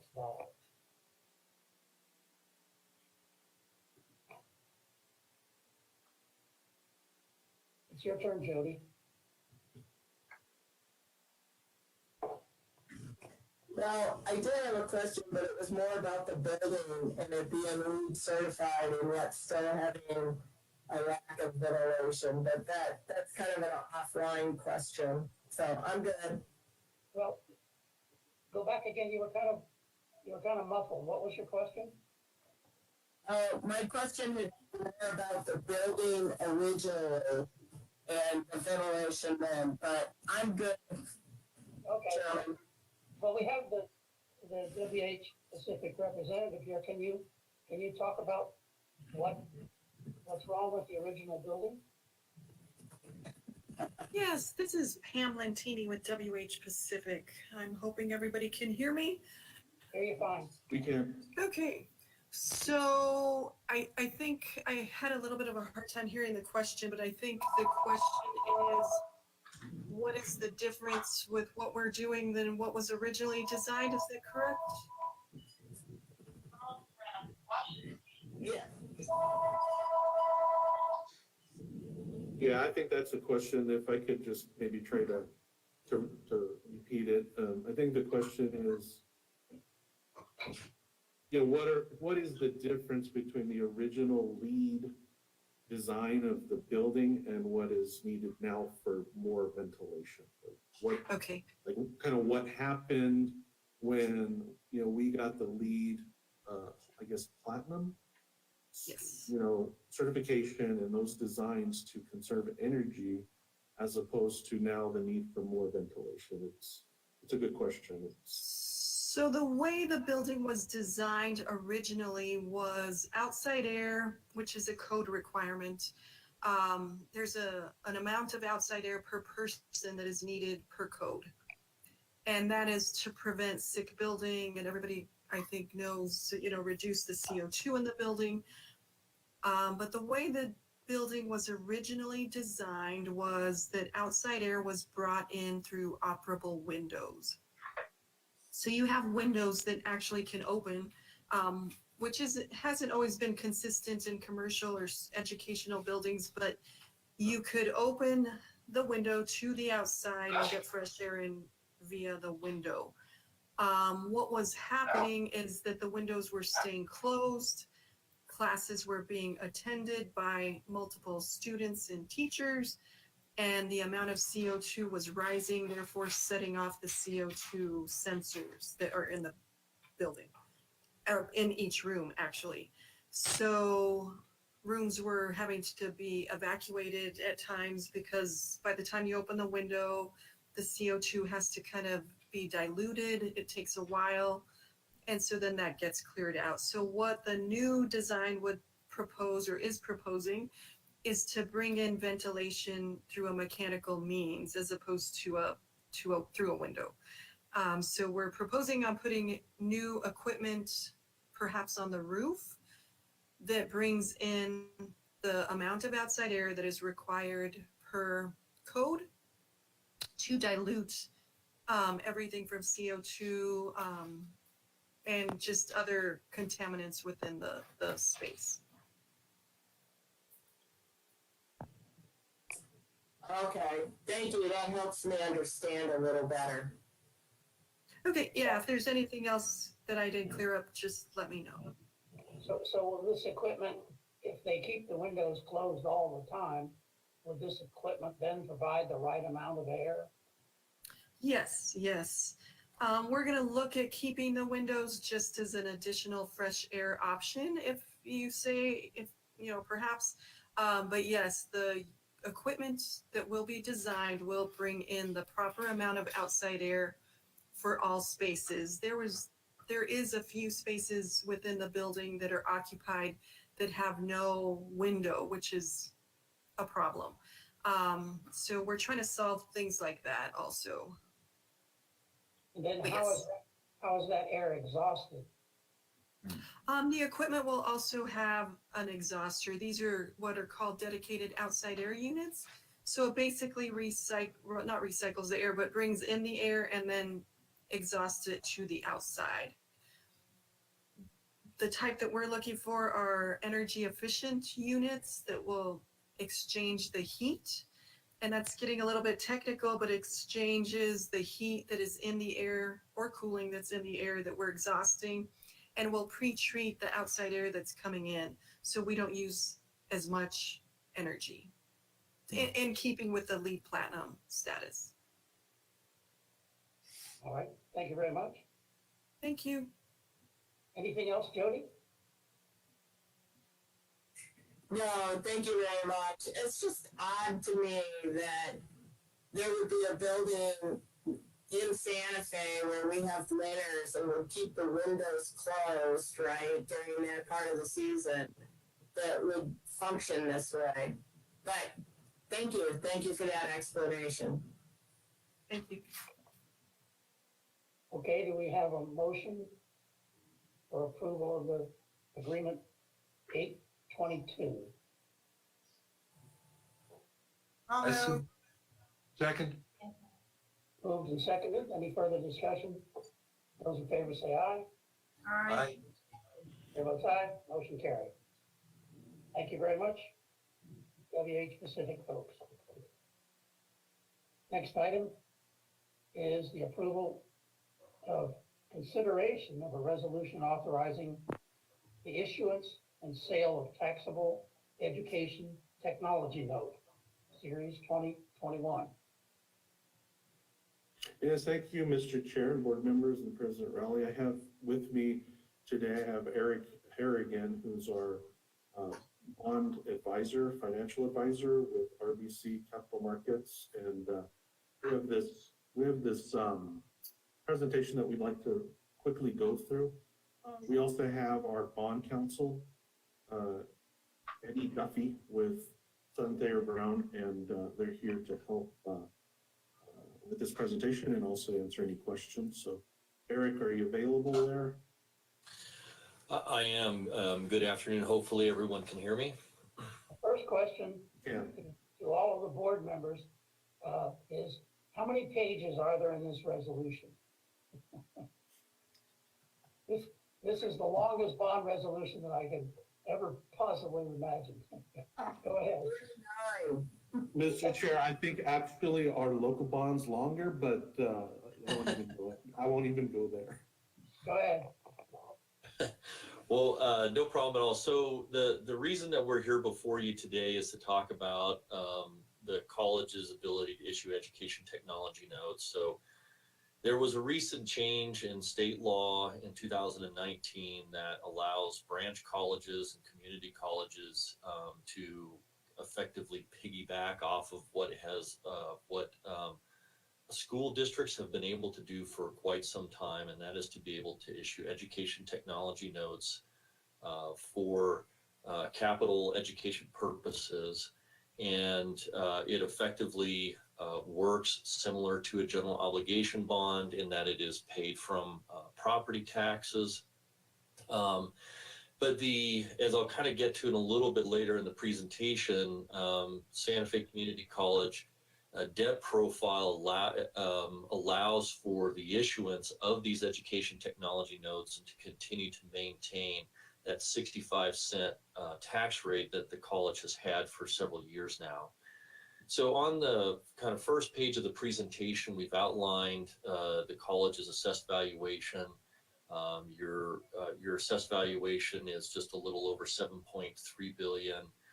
It has experienced some pretty good growth the last few years. In 2021, the preliminary, because those values aren't quite final yet, looking just a little bit below 3%. But still, the growth has been pretty good. We expect growth for the tax base to continue to stay fairly strong given the strength in the residential market. And since your tax base is made up almost nearly 70% of residential values, we expect to continue to see fairly strong growth in your tax base. Going on to the next slide, if you will. This is a history of tax rates. These are all the various taxing entities for a residential property owner within Santa Fe. I'll take you to the two highlighted. Santa Fe Community College has an operating mill levy, which fluctuates due to yield control, and also from the 2017-18 tax year to the 2018-19 tax year. As you may recall, the college reduced its debt service tax rate from 1 mil to 65 cents and raised its operating mill levy. And that was the major change in the mill levy. And what we're going to be talking about today for the education technology notes is to continue to maintain that 65-cent debt service tax rate that you'll see on the second line. But effectively, the college is only one of a number of governmental entities that levy a tax. The state of New Mexico has a debt service tax rate. Santa Fe County has an operational and debt service tax rate. The city of Santa Fe the same. as well as Santa Fe Schools has an operational. They also have GEO, Education Technology Note, and Capital Mill levies as well. Going on to the next slide. So just kind of going back and looking at your historical finance plan. So the last time that the college went to voters was in 2018. Voters authorized the issuance of up to 17 million in general obligation bonds. Both of those bonds have now been sold. And so the next election that the college is targeting is 2022.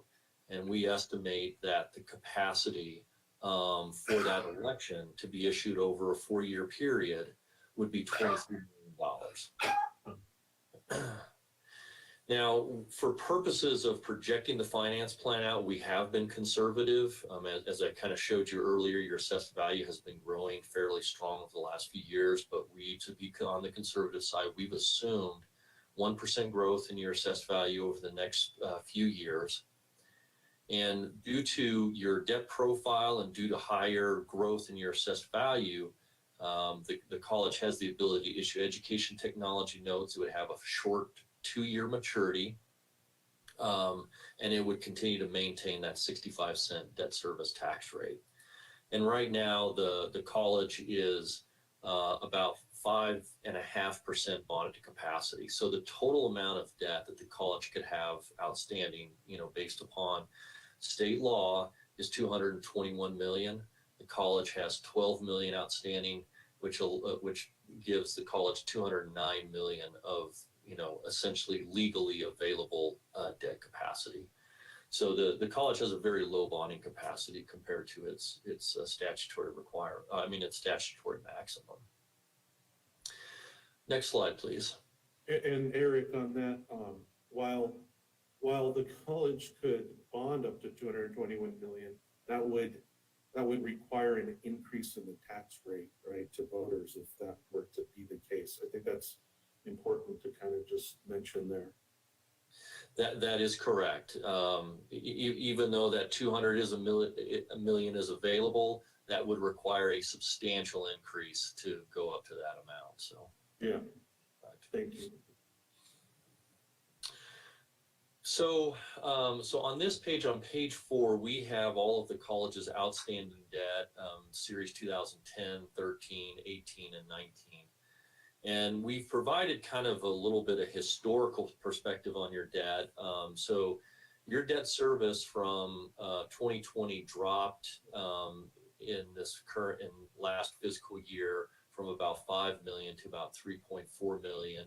And it's going to drop again in 2022. And really these declines in debt service is what allows the college to be able to issue these education technology notes and maintain that 65-cent tax rate. Next slide, please.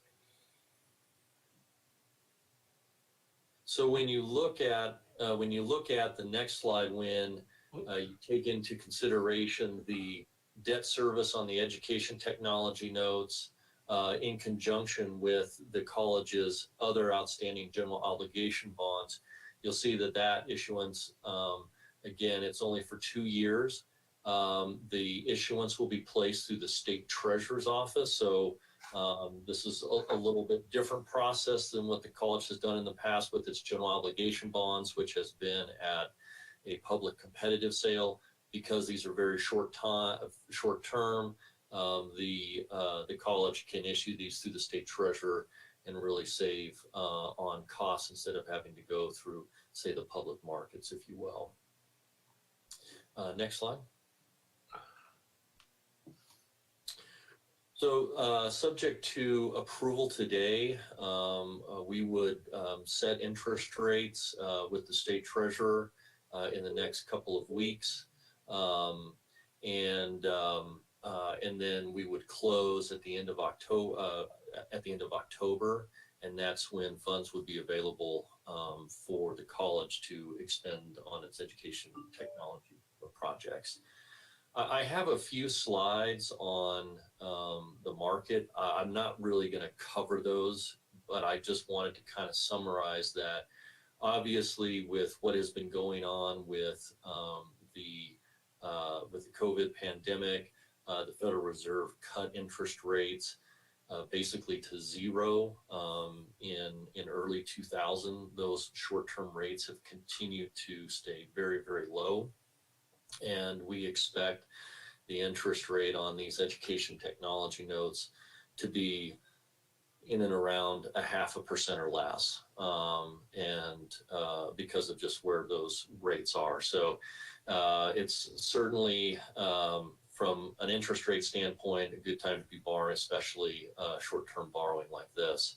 And with that, I'd be happy to answer any questions that you have. And if there are none, then I can also turn it over to Eddie Duffy with the Sutton Law Firm if he wants to summarize the authorizing resolution. A quick question I had is, I noticed in the bond resolution, it says a maximum of 5%.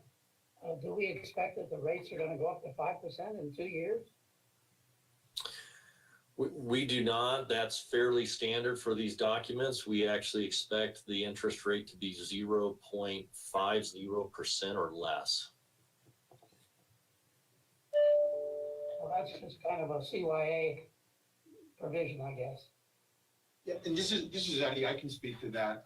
What we do in the parameters resolution is just kind of set the basic parameters. So anything under that will be fine. That was just to give a little breathing room, and much more breathing room than we needed.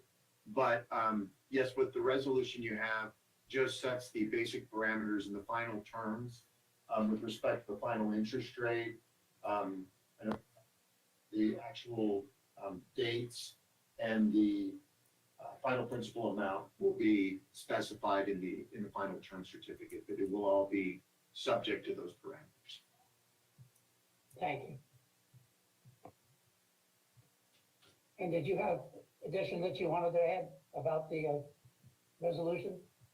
Yeah, and just to give a high-level overview of the resolution tracks a lot of what Eric has presented. It provides for the issuance of up to 5,150,000 in ed tech notes in 2 series. It provides for the authorization of those notes, provides the maximum interest rate that it wouldn't exceed 5%, and also provides for the maturity dates, which would be no more than 2 years. It authorizes the officers, which are the president, the VP of finance, and the CFO of the college, to finalize those terms without having to come back to the community college for an additional approval. So what this basically does is it approves of the transaction moving forward, authorizes the authorized officers to finalize those final terms with the treasurer's office, and then arrange for closing the deal. And the reason he made the comment, the very good comment, that this is a long resolution. The reason being, in addition to the parameters, we included the full form of note, the purchase agreement, and the term certificate. So tried to put much of the documents as we could before the board for this presentation, understanding that a few of those details will be filled in once we get the final term certificate finalized. All right, thank you. Are there questions? So Jack, I have a question. Go ahead, Linda. So what exactly will we be purchasing with this bond money? Okay, hopefully Corey's here, but Corey was able to put this little so feel free, Corey, to jump in whenever you would like, but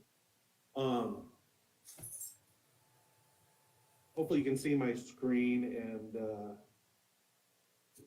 the preliminary plan is really to be able to fund some of the Workday implementation costs.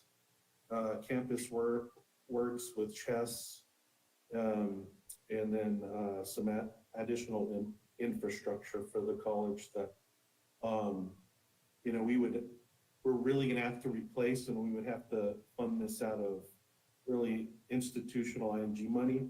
But with this tech note, it provides that really optimal resource to keep up with our infrastructure. So, Corey, take it away if you have anything else.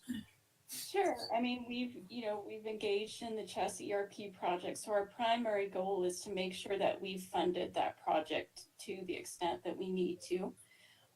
Additionally, IT is always in need of infrastructure upgrades. Kate mentioned that we've been providing faculty with the infrastructure they need to be able to teach hybrid classes. Many of our classrooms are really out of date. In fact, all of them are probably no less than 10 years old and really need new technology in them. And so Ethan and I have the goal of making sure that we're upgrading those classrooms on a regular schedule to ensure that our classes can perform in the way that they need to. So let me know if you have any questions about that. I can give more specifics if needed. Yeah, and I just want to emphasize that too, that the retrofitting our classrooms to be able to provide online capabilities is, we've known this is going to be pretty expensive, so the timing is right for this note on that, where we'll have about $400,000 for that.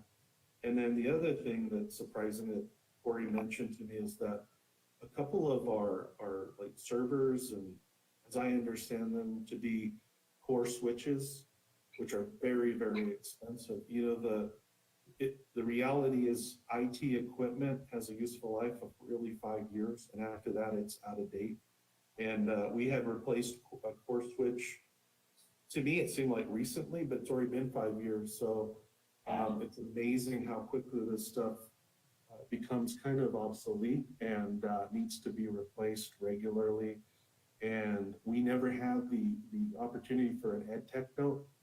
And so it's just a huge relief to me to have this ability and resource to be able to address that, because, our IT infrastructure can be, just for a couple things could be $400,000, $500,000 for a needed replacement. So does this get all of our classrooms upgraded? So $400,000 represents about 20 classrooms. About 20 classrooms?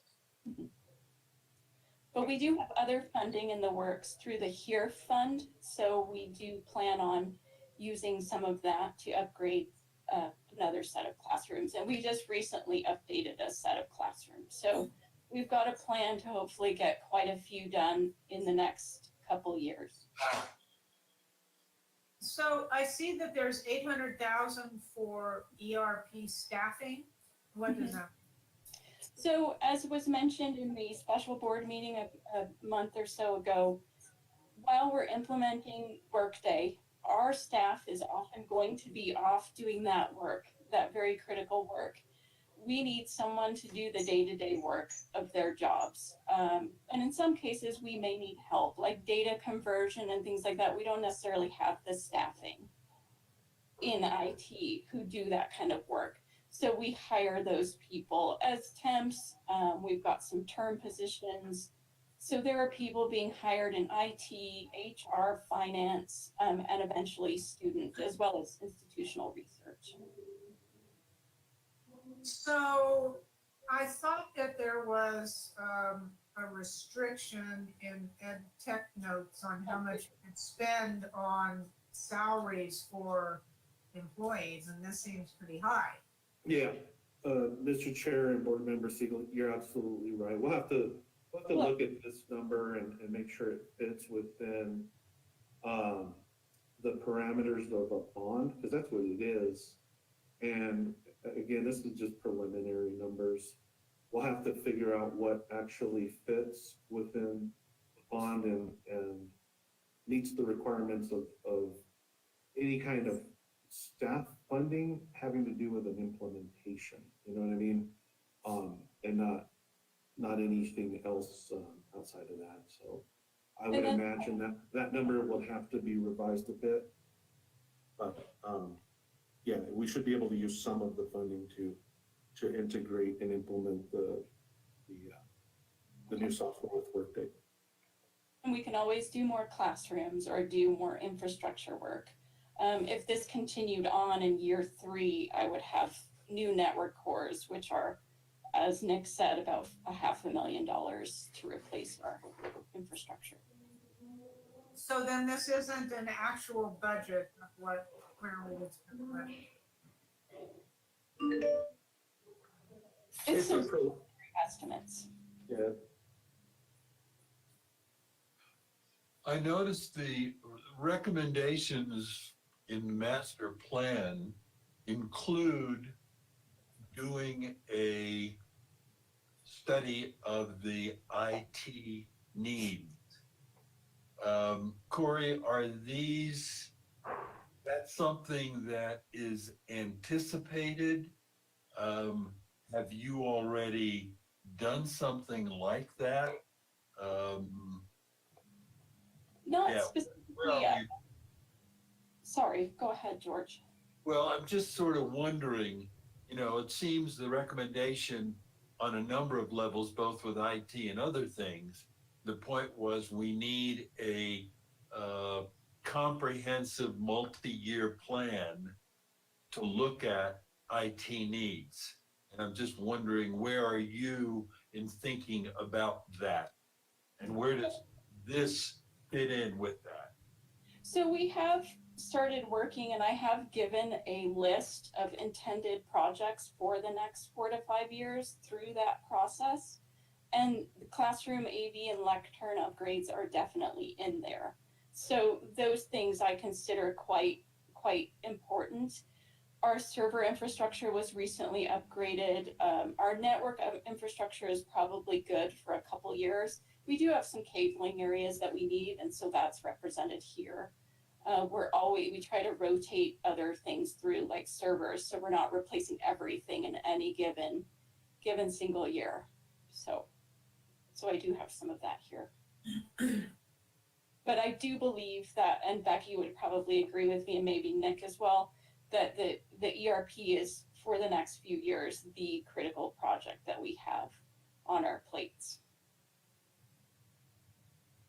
It is, and I would add, Vice Chair Gamble, that one of the things that we were, I would say, required to participate in before we actually started any of the work on the ERP was an IT gap analysis that was conducted by CampusWorks, and all of the colleges had the same gap analysis conducted by the same people, so that there was consistency, you know, in the approach to the gap analysis. So, you know, Corey has some results from things like that that kind of indicate sort of our, not about equipment or anything really, but more our overall sort of structural ability to be able to implement big projects like this and everything.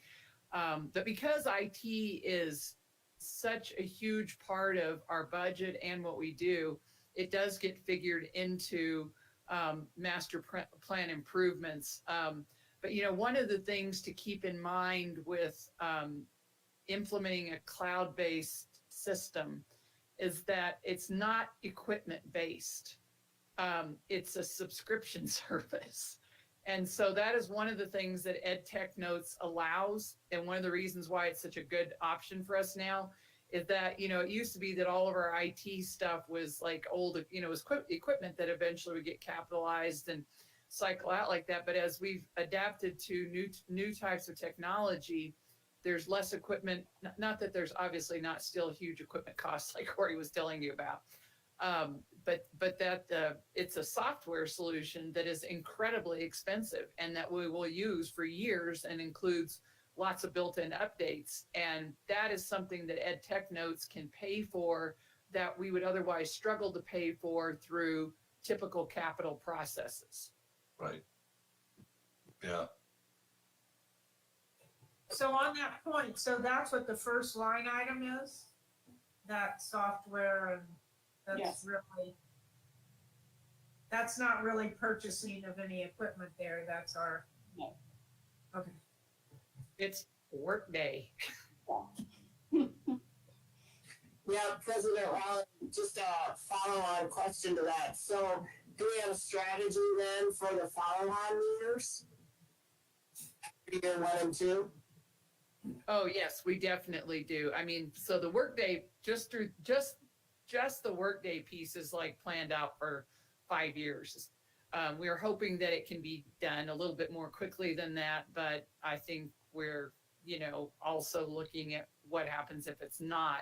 But yes, we do have that planned out for the next couple of years. And the other thing is, the project is a time and materials project, so those numbers are fluid, I think I would say.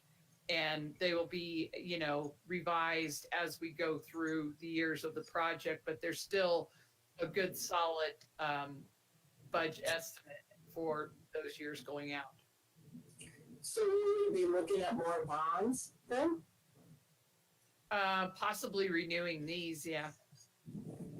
Okay. I mean, I think that that's highly likely, except that, well, one of the things, this is a good chunk of our cost up front. And that's another reason that this approach works for us. Okay, thank you. So when we're approving this, we're not approving this budget per se. Because this budget is not right. No, we are not approving. This is just like a list of things we're going to have to do more than anything. And what we would be, as Corey mentioned, we know how many classrooms we want to upgrade and we can upgrade. We have a couple of other funding sources that we not only have, but we really need to spend money out of those too. But we'd like to do more beyond that. And so whatever we don't spend in HERF, we would want to take out of the Ed Tech Notes fund. But yeah, we'll have to, if we had to submit a specific budget on this, then there would be reduced staffing costs. Even though these are staffed directly, as Nick said, directly for the implementation of the project. It's not like we're trying to fund new IT positions.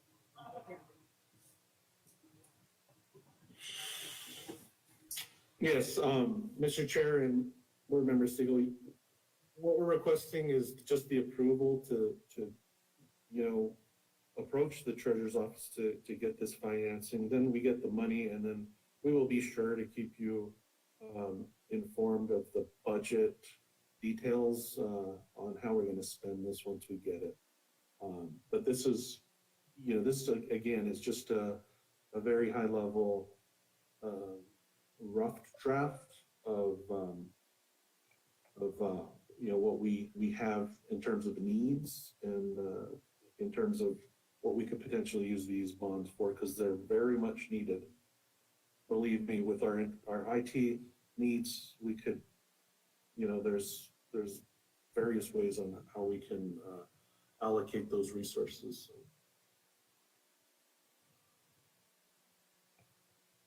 Other questions? Is this the max amount that we can do to keep our 65 cent intact? That is correct. Okay. And then, for future planning purposes, we will potentially in a couple of years be able to do this again. And we will also be approaching the board to look at, a reauthorization of a ballot question in next calendar year for the election in November to approve additional bonds to the college that will help us with some of our facility master plan, the long-term campus plan needs once the board does approve that plan. So what we really want to do is keep cycling these different bond resources in order to keep our mill rate stable so that the taxpayers don't see, massive increases and things like that with what the college is doing with bond issuances and things like that. Absolutely. Any other questions? If not, let's have a motion for approval of this resolution authorizing the issuance and sale of taxable education technology note series 2021. I move to approve. Need a second. Second. Further discussion? If not, those in favor say aye. Aye. Aye. Chair votes aye, motion carries. Thank you very much, gentlemen and ladies. Thank you. Good to see everyone.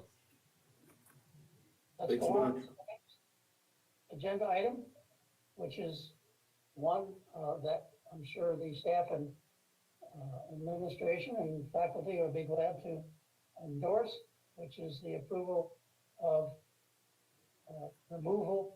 consideration of removal of the financial emergency declaration.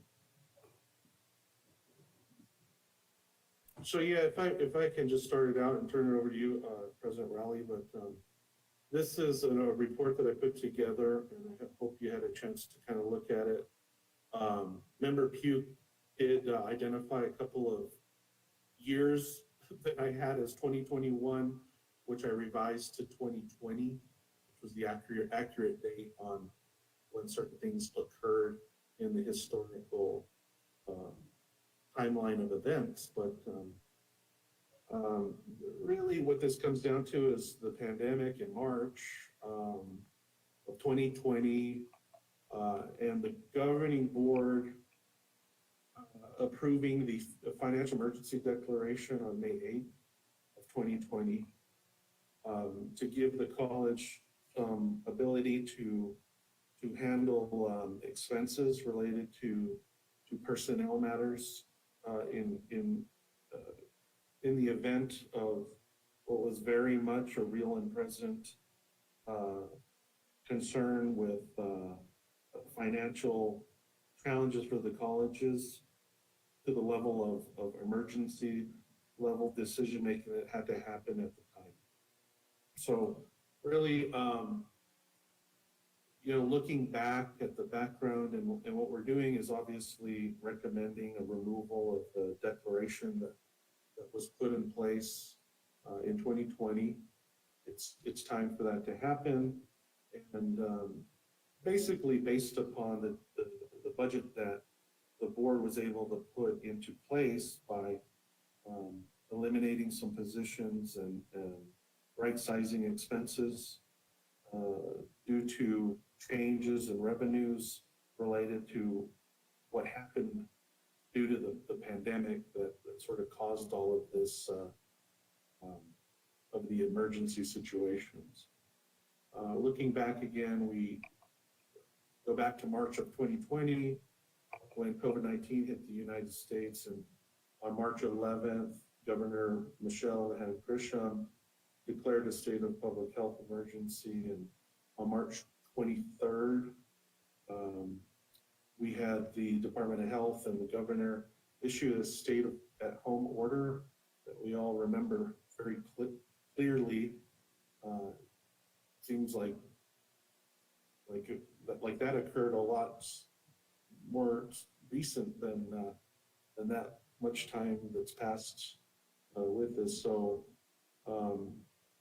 again, back at that time in March, the stock market had really come down by 28%, 20 million jobs were lost in the United States. And you can see this chart of what happened with jobs being lost in terms of an economic crash.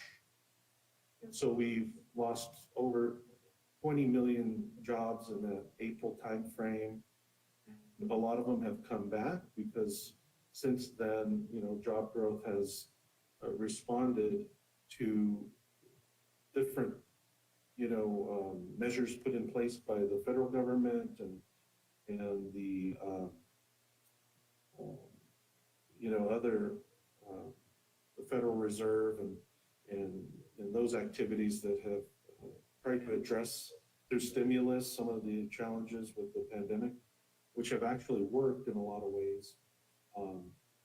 But you can see the catastrophic situation that we were in back in March of 2020. Just as a reminder, we had the WTI price of oil remaining around $52 per barrel, and that's what the state budget was based upon. And at the time, that price for WTI oil actually fell into negative territory, which was a huge concern. And we were at the time looking at, $1.52 billion state budget deficit. And then in March of 2020, President Rowley recommended to the board that we should implement a bona fide financial emergency, which would allow us to keep to legal requirements on our budget and prevent overages and other issues related to the expenditure of public funds. And so the rationale really for removal is based upon,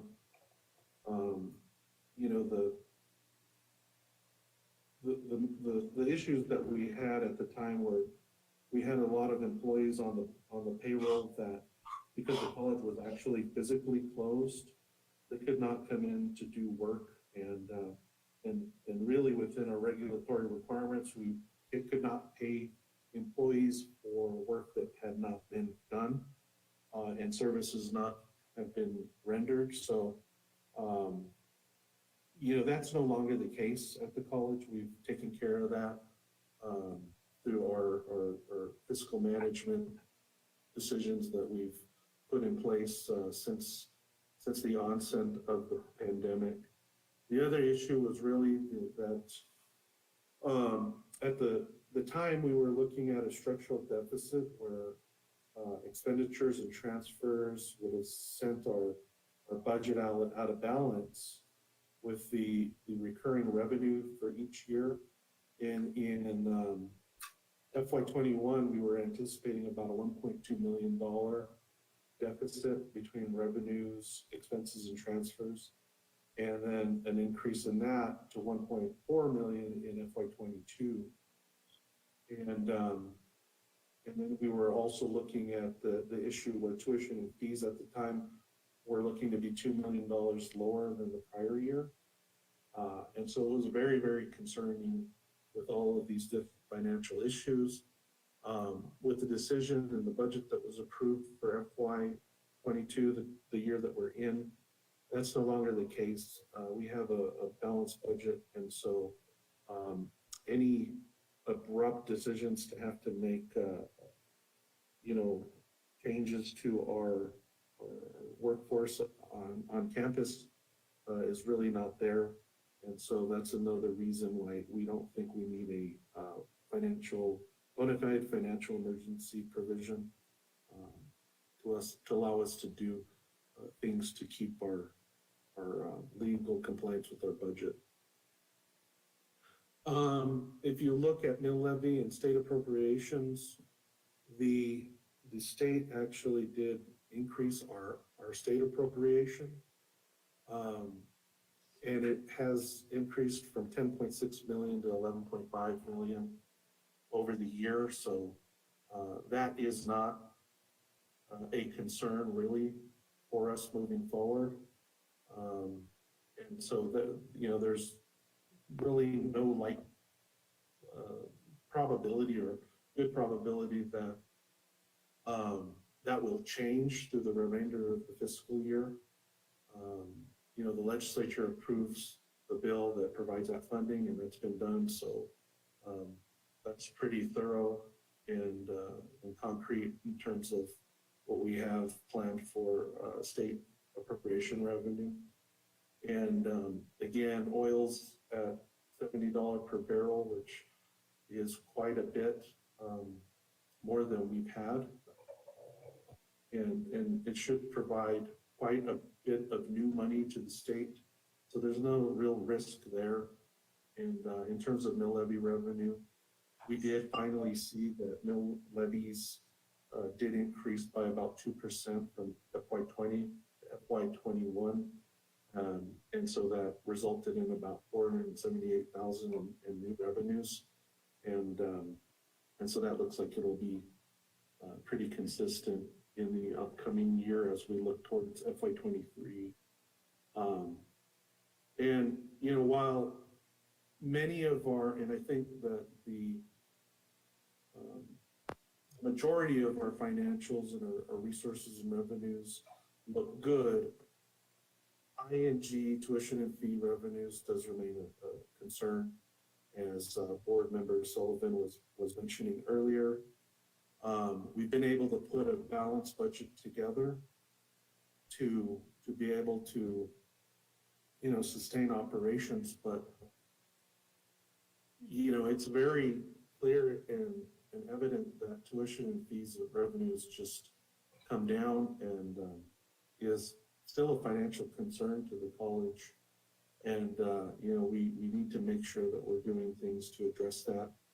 And so I included some information here in this report. And, you know, you can see that revenues have really decreased recently, but, you know, it's been pretty stagnant through going back to 2011.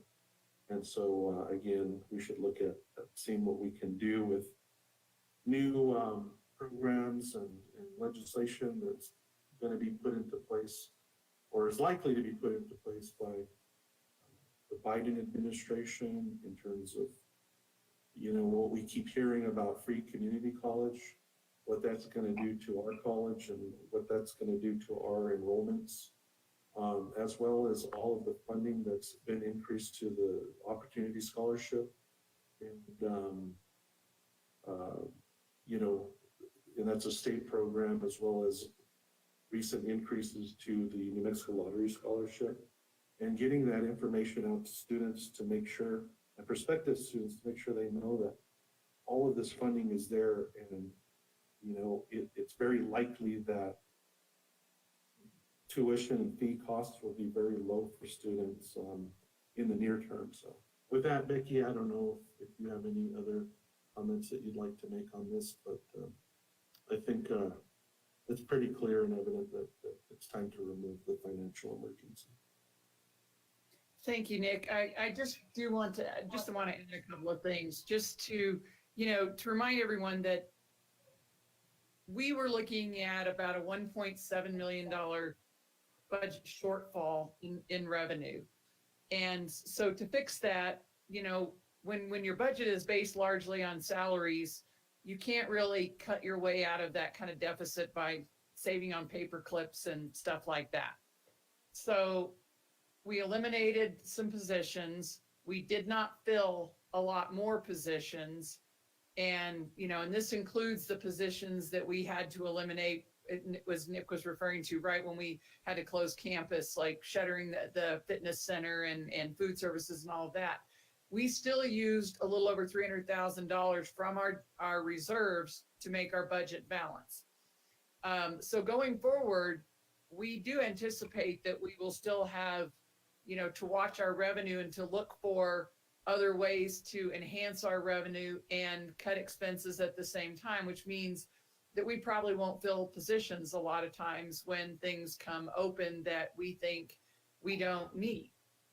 Our enrollment is down. I think we have to evaluate carefully whether or not we need the same number of staff as people retire and you know, move on or whatever, as we always have. That's something that the legislature asks every single time we have an LFC meeting. And it's not a simple answer. It's way more complicated than I'm really making it seem. So whatever we have to do going forward, we can do without having to do large layoffs of staff. And that's what the financial emergency is designed for. That is exclusively what it's designed for. And so we do not need to be in that place. We need to be able to, you know, move forward and have long range plans that address our budget and any challenges associated with it. And I think we'd be happy to answer any questions. Questions from the board? I just have a statement. I think it's good that we get rid of this. It was very necessary at the time because we didn't really have any option.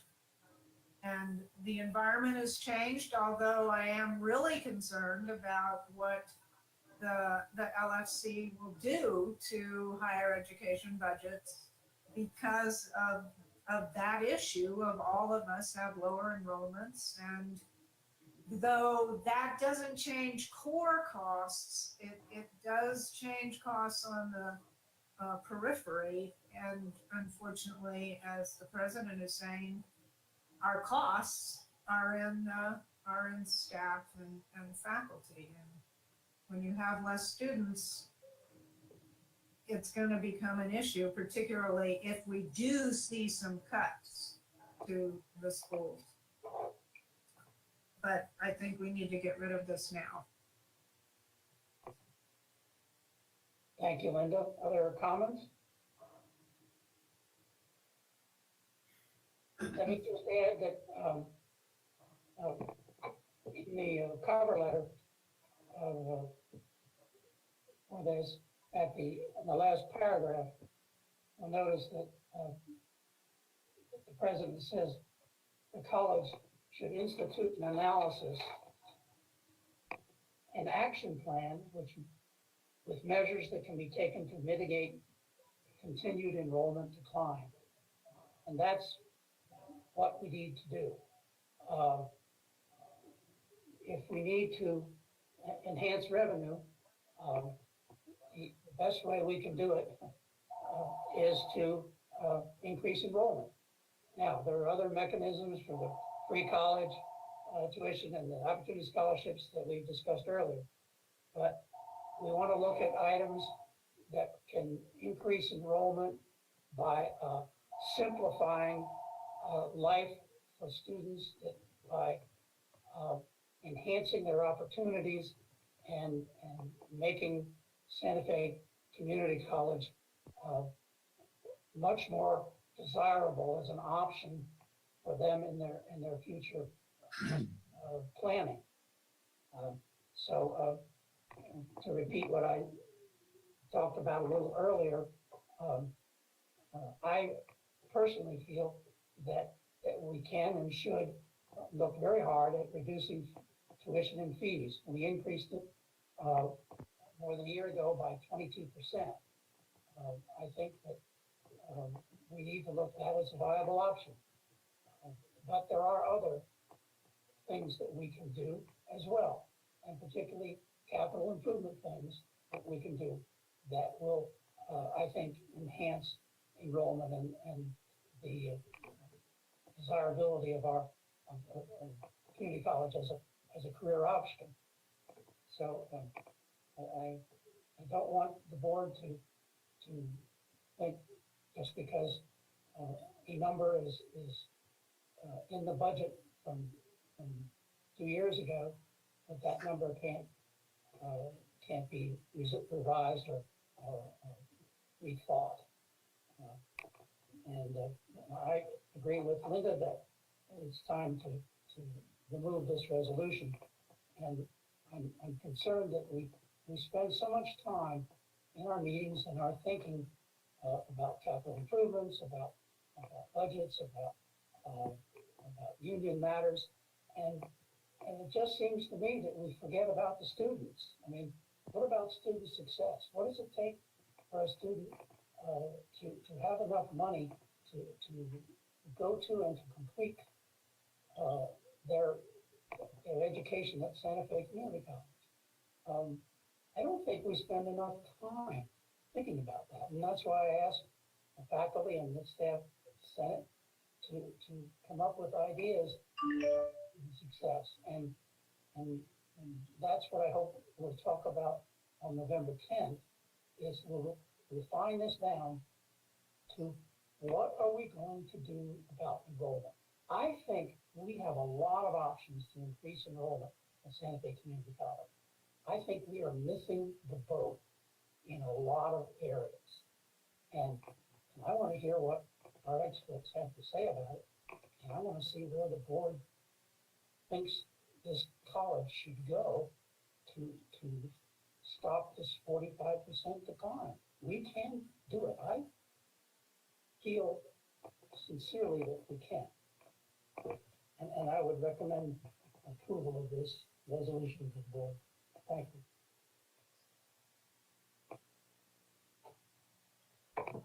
Is there any further discussion? If not, is there a motion? I move to remove the financial emergency. I second. Moved and seconded. Any further discussion? Those in favor say aye. Aye. Chair votes aye. Motion carries. Aye. Thank you. Let's move on to item E, which is a resolution extending the deadline to use annual leave under policy 4-35. This is for staff excluding full-time faculty.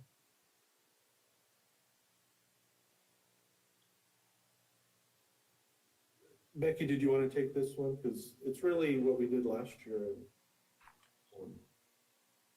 Sure, I can. I thought Yash was gonna do well, this is the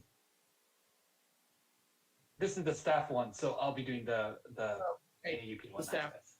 So essentially what we're going to do, what we're asking you all to do, I have the leeway to approve an extra month for the expenditure of leave in the event that people are having a difficult time taking their leave, which we do encourage all of our staff to do. And so last year, about this same time, we came to you and asked you to approve an extension through the end of the calendar year so that staff would have more time to take their accrued leave up until that point. This is exactly the same resolution as that time. And so again, we're asking that staff would have until December 31st to be able to spend their accrued leave. Questions for Becky? If not, is there a motion? I so move. Second. Moved and seconded, discussion? Those in favor say aye. Aye. Aye. Chair votes aye. Motion carries. Next Thank item is similar resolution. It's a memorandum of understanding extending the deadline in collective bargaining agreement, Article 26.5.2.b. Josh. Okay. Mr. Chair, members of the board, President Rowley, similar to the staff resolution that you just approved, we are recommending the board's approval of extended deadline in the collective bargaining agreement article 26.5.2.b.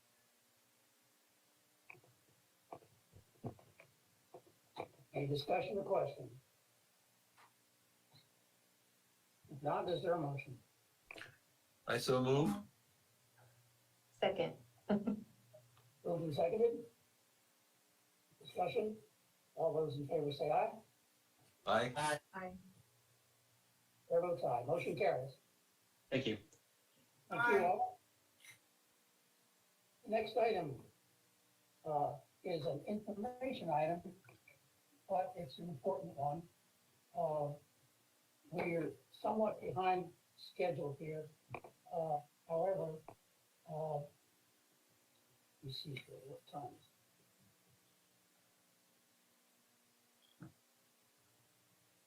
it? Yeah, just a minute. Okay. We're 16 minutes behind schedule. However, I do want to give the full 30 minutes allocated to this master plan report and to comments and questions, because this is super important and because it costs us a lot of money. So who would like to start off with this? And this is a draft report, which means that this is your chance for comments, and you have all received a hard copy of this report, including drawings, to look over in detail. I've made a lot of comments in my hard copy. I'm going to give it back to Audrey, and she's going to give it to the consultants to look at their leisure. I believe this will come back at the next board meeting, regular board meeting for approval. So today's your chance. Mr. Chair, if I might just kick it off, I'll turn it over here in a little bit to Andrea Mueller, who's really been leading the charge on this huge project in Shepley. But you know, this is a very impactful board meeting today because we're doing a lot to really put things in place for the long term of the college. And that's exactly what this master plan does. It provides about a 20-year planning outlook for campus planning and facilities and all of those issues that are so important to student success. And this year we've done a really comprehensive, very collaborative effort in putting this together. And it's hard to believe that we started this, I think, in January, if I remember correctly, and the time has gone by so quickly.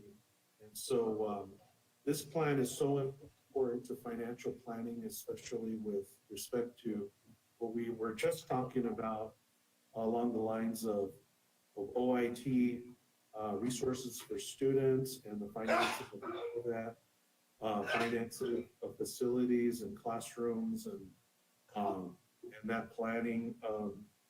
The higher education department is very, very interested in this from the facilities condition assessment that's been performed under this draft. And so it's a really, really important tool for the college.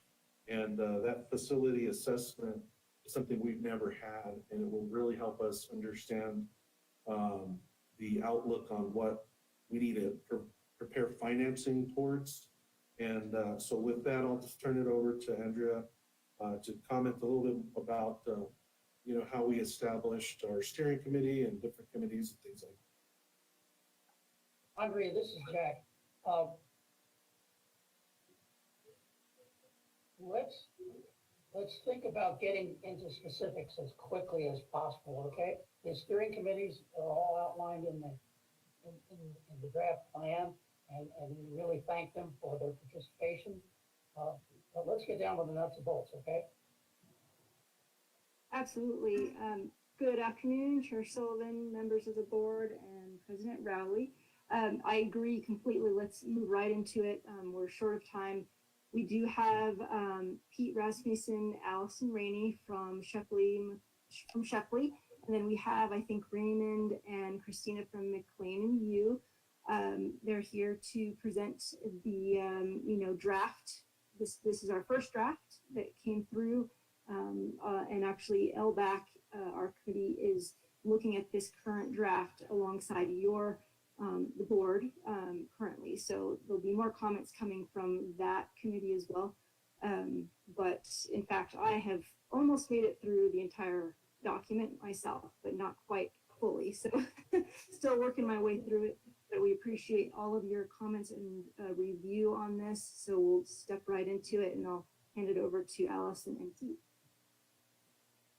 Okay, thank you, Andrea, and good afternoon, everybody, Mr. Chair, members of the board, and Dr. Rowley. Thank you so much for having us join you today.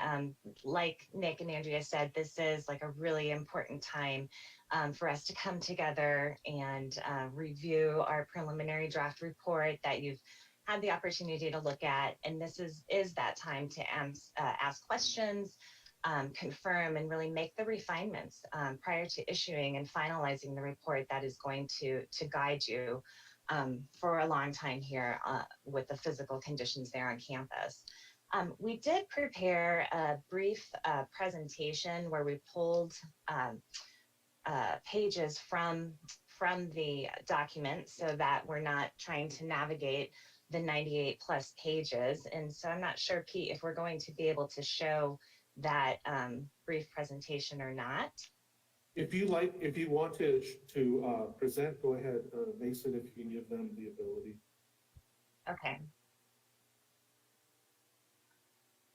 Yeah, I'll drive. Thank you.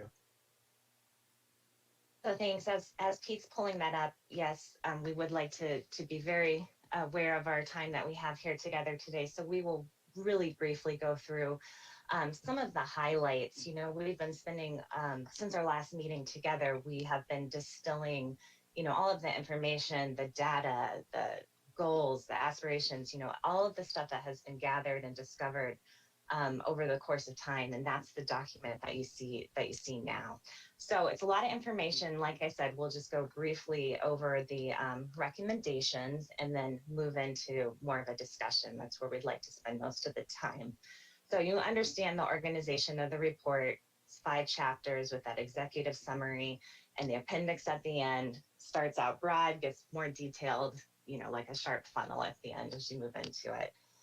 And really one of the big points that we just wanted to make at the onset was that this master plan is set out to create the framework and to define the priorities for the future physical development on campus, and provides for budget. It provides for capital improvement projects that all, we believe, support the college's mission. And what we discovered along the way really was that the work that's set out in front of Santa Fe Community College is not necessarily in creating more space on campus, but rather repositioning the space that you already have. So it's not to say there aren't new construction projects identified in the report. It's just that the majority of the work is renovation and paving a way for that student success, the streamlined student service and experience. So we just briefly will move through the chapters here. And as you move into chapter 1, you'll see, you can keep on moving here, Pete, that there's the 7 committees that were formed. We talked about the engagement process, where we brought together the broader Santa Fe community, which was a really wonderful 2-day summit. And out of that summit, we heard from so many stakeholders, and there were some major themes that were risen to the top. And those guided our work that we did together on the master plan. And those big themes were physical space, desire to advance the flexible and hybrid teaching and learning spaces on campus, to augment that technology infrastructure on campus, and lastly, to improve the diversity, inclusion, and community to further the student success. So lots of topics that I heard you all speak about earlier today.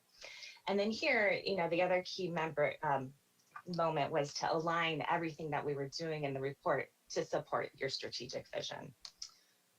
And then I think if we move into chapter 2, this one was really important for us to take a look at because it identifies and discusses the context in which this planning takes place. It's really important because it places the campus, the facilities in a specific time and place, and it really calls attention to some of the drivers that are influencing the plan.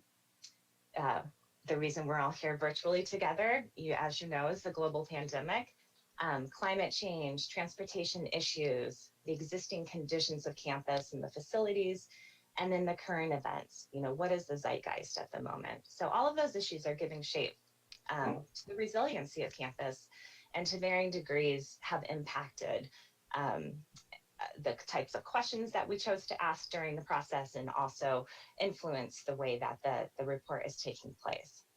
I think we'll move on to chapter 3 here. Raymond. Sure. Thank you, Ann. Thank you, Allison.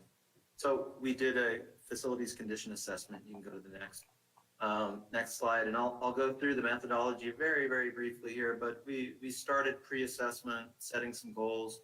We did field work, and here we are at step 5, and we're presenting findings to you now. So this is a process that is a cumulative process that started in January of this year. Next. So we went through almost every single space on campus. And when I say almost, I bet you there's 4 or 5 closets that we haven't been in. We've been in everywhere. And we have assigned ratings to every space and elements in the spaces. And so 1 was very poor to 5, which is basically a new building. Next. We also assigned conditions to accessibility, handicapped accessibility. So this is a whole separate kind of system that has its own rating. which has been achieved. Next. So the result really was that the ratings of individual building components, and when I say buildings, I'm talking about areas of the main building or freestanding buildings like the HEC. These individual components were calculated to have a certain amount of, let's call them deficiencies, right? And those deficiencies have a value to correct, and they have a score on that 1 to 5 system that I showed you here. So each building has a worksheet just like this, and I'm not going to go through these numbers, but I do want you to recognize that every building area had its own calculation worksheet. Next. And at the bottom of that 2-page worksheet, you see a building composite condition score, and that is a weighted score of each building area on a 1 to 5 scale. So this is the 100s area. Its score is 2.667. Also down there at the bottom is a summation of the cost to remediate deficiencies. And that's what you see, the $1.228 million number. The number underneath it is the cost to replace the facility in today's monetary terms. That ratio yields a percentage called the FCI, Facilities Condition Index, and that's the 17.32%. So we're not making this up. This is kind of an industry standard way of going about this. Anything between 15 and 30% is considered fair. So let's go to the next slide. I'm kind of taking you through the methodology here, just very briefly. So FCI, again, is the ratio of total cost of existing deficiencies over the replacement value. So let's talk about SFCC. Let's go to the next slide. So here we have the condition of buildings on campus organized by color according to their FCI rating. Okay, excellent and good are green. We do have those on campus. Poor and critical are red at the bottom of the scale. We do have one building that's poor. It's not being currently utilized for an academic purpose, but it's there. What we found was that the great majority of buildings on campus are in the fair range, which is 15 to 30% on the FCI scale. We took that, because there were so many buildings in that range, we actually granulated that range and went, you can see that the fair category here is really broken down into a lot of different parts and pieces. And so you can graphically very quickly get a feel for the assessment of these spaces. Overall, the buildings are in the shape that you would expect them to be. They need renovation. They need that now, and your facilities condition assessment should be a source to be able to demonstrate that need to AGD. Okay, next. So resulting from the FCI scores for each building, we made recommendations for renovation projects. And so each of the blue areas with the oval is a numbered renovation project. We see these as being comprehensive renovations of one area at a time. Next. These also have, so here you see facility condition index. The red is building composite score. These are all the building or building areas that we rated. We have a repair cost. And then at the end, there's an FCI rating. That really kind of sums it up. That's the blue. Next.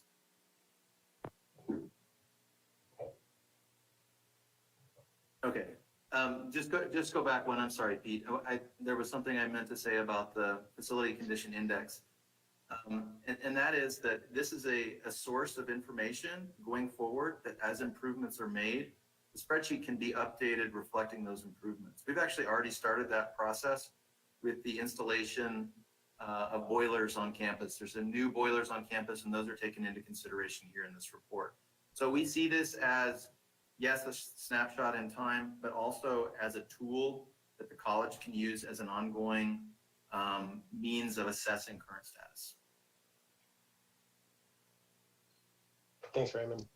The other kind of important part in chapter 3 was looking at the space utilization of kind of primarily all the classrooms, but really any space on campus and how many hours a week that they're used. And I think the biggest takeaway, and this is not uncommon across many institutional clients, is that there's kind of a long tail of classrooms and spaces that are, by industry standards, you would consider underutilized. The target would be to have them scheduled 24 hours a week.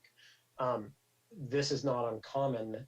The good news with this is that it means all of those renovation projects that need to happen over the next decade or so, according to the FCA and the FCI, and then also with all of the classroom upgrades that we heard Corey talking about earlier in the meeting, there's room to be able to shift classes around and not have an adverse effect on the quality of the educational offerings on campus. So this is actually really good news for the point in time that SFCC is at right now.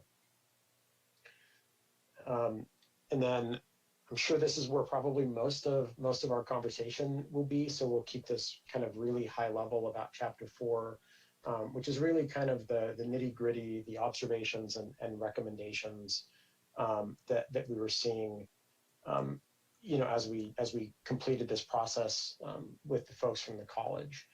And essentially there were 9 kind of major projects that we saw in addition to those outlined in the FCI. And what we tried to do here was link them back to the strategic plan pillars that SFCC has. The bigger the circle, the more related to each one of those pillars are. I won't go through each of these individually. I think you all have had a chance to look at the report. But one thing that we wanted to add in that will be part of the final draft is actually locating these projects in relation to the projects that Raymond discussed in the FCI. It's really important to stress that projects like the new entry that we discuss in the report really should be part of the 100s or 600s renovation. You don't want, we can't stress enough that kind of doing this as a onesie twosie thing will not be the most fiscally responsible way to do this. So any opportunity that there is to kind of tackle one of these big recommendations with the smaller scale renovations is really important to take out or to take into consideration. And then the kind of last little nugget at the end of this chapter is some recommendations that for future study. And these could be really long-term. They could be kind of out there ideas, but they were things that came up in our engagement sessions with the community and with representatives from the college, and just also things that this group that the Shepley, Bullfinch, and McLean U team have heard from other institutions nationwide. And so we wanted to just kind of plug some of these things in there as a way to plant the seed to consider these. And if the opportunity arises, a big benefactor or something comes in and wants to, do some sort of, let's say, senior living project, on or adjacent to campus, that there's possibilities for some synergies there that the college should try and take advantage of. And then Chapter 5 is just kind of a brief summary. It outlines some next steps. And then the final chunk, which I'm sure this group is very interested in, is really the cost estimates broken down in kind of an Excel format for each one of those projects. So Allison, Raymond, anything to kind of sum up, and then we can open it up for discussion. I'm sure there's a lot of questions. I don't have anything. Thanks, Pete. Yeah, thank you, Pete. And yes, we'd like to open it up for discussion, questions, and Pete does have the full document handy so we can quickly reference pages and bring up images in front of everybody if needed. Okay, let's start off. Who would like to ask questions or make comments?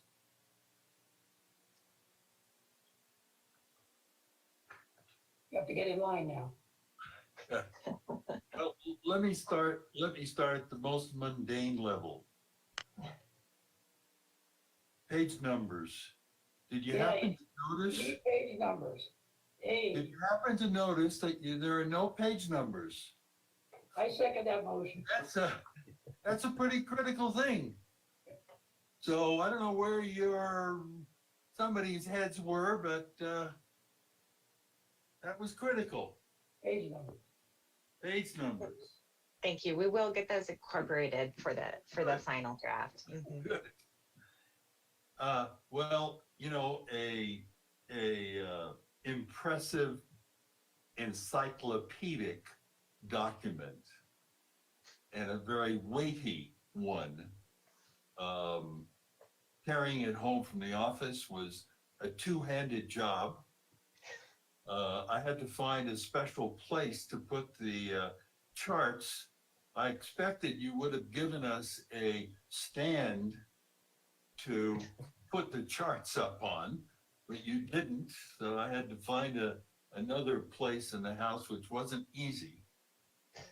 But, you know, again, extremely comprehensive, extremely detailed.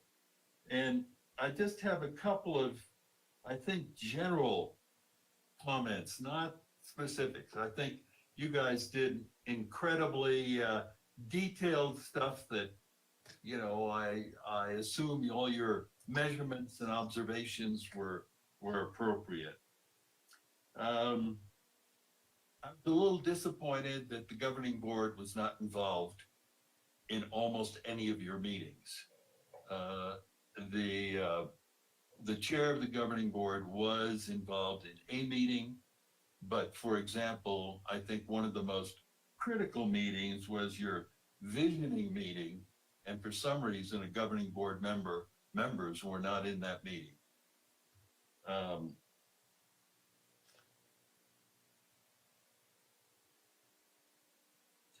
The facility condition index is extremely helpful. However, I think that for us at some point, we are going to have to make some priority decisions. And I think that it would be helpful if data that you have was presented in a different format, namely the way you've presented it now, it's by facility. So it's sort of, do you want to do the whole facility or not, rather than by specific kinds of upgrades or repairs. For example, I think in one place you do indicate that exterior improvements could be a thing that we could sort of prioritize. And we could prioritize things by thinking about an urgency sort of category. So what's urgent? There are a whole bunch of things here. We're not going to be able to afford it all. We are going to make a decision. And one of the things that we're going to come up with is what's urgent. And you guys could probably help us think about that. And again, you've got a lot of data that you could plug into that. So if we have a roof leak, you know, you'd say, hey, that's pretty urgent because that's going to create other problems. A floor rug that is a little bit worn is a pretty low on the urgency list.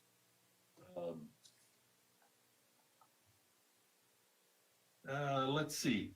Visioning, I don't know what went on there, but in your chart, I don't know what page it was because there are no page numbers.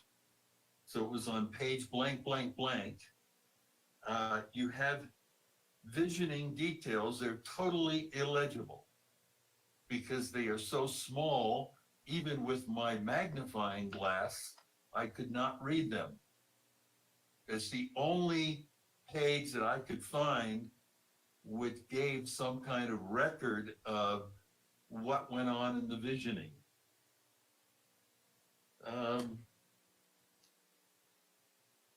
There are a lot of details, and maybe some of this comes out in the visioning piece, there are a lot of things that were not discussed, and they may be things that are outside of your scope of work.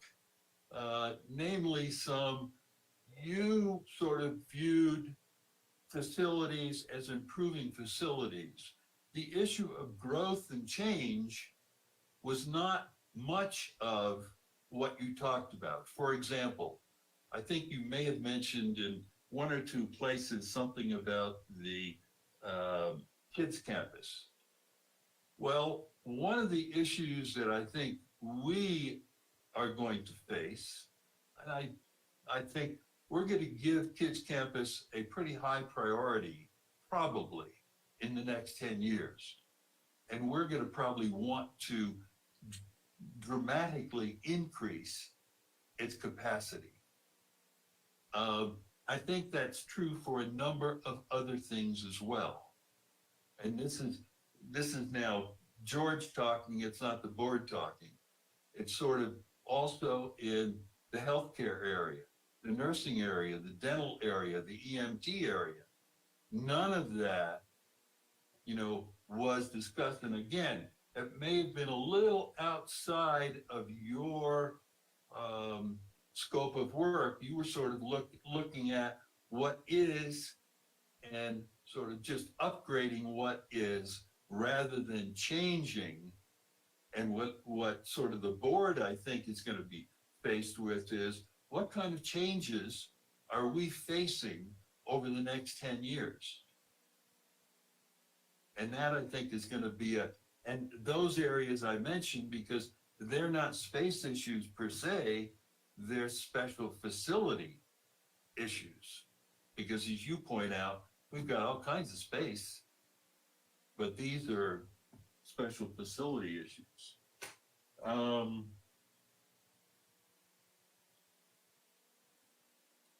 Yeah, I loved all your recommendations regarding future study. I think we got to do it. I think we got lots of studies to do. So I think that's enough for me. Thank you, George. Let me throw in my 2 cents. I think the whole report is a good one. Is well done to start off with. On the space utilization page, and as I said before, I have some more detailed comments which Audrey will provide to you and to Allison. So you can incorporate those with everybody else's guidelines. On the space utilization page, and that's the page that you showed that had your that run out of 24%. The purple lines that tapered out. That page mine is called space utilization. The issue I had there was in your text. At the beginning of the report, you say that we're not doing enrollment projections. We're not an enrollment prognosticator. But in this paragraph, in the space utilization, you jump into enrollment issues. And I take some exception with that. And in one statement you say that both enrollment students and total credit hours have been in a slight decline in the 2014-2015 academic year. Well, and you give the numbers of students, well, that slight decline is 11%. So I would not say that was a slight decline.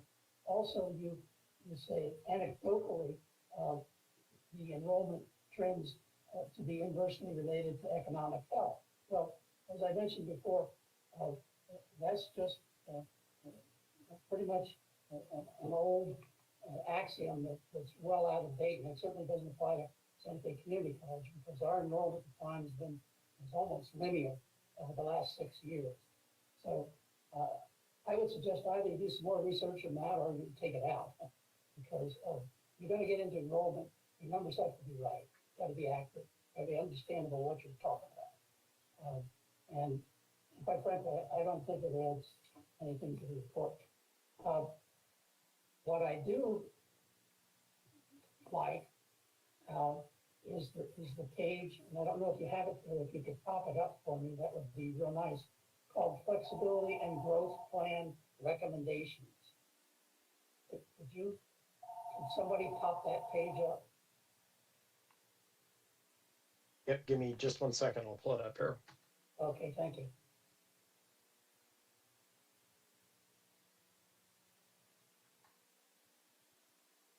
And while you're doing that, the reason I like this, and it's one of your major recommendations, it has to do with the student hub. Keep going. It's got a big green square in the middle of it.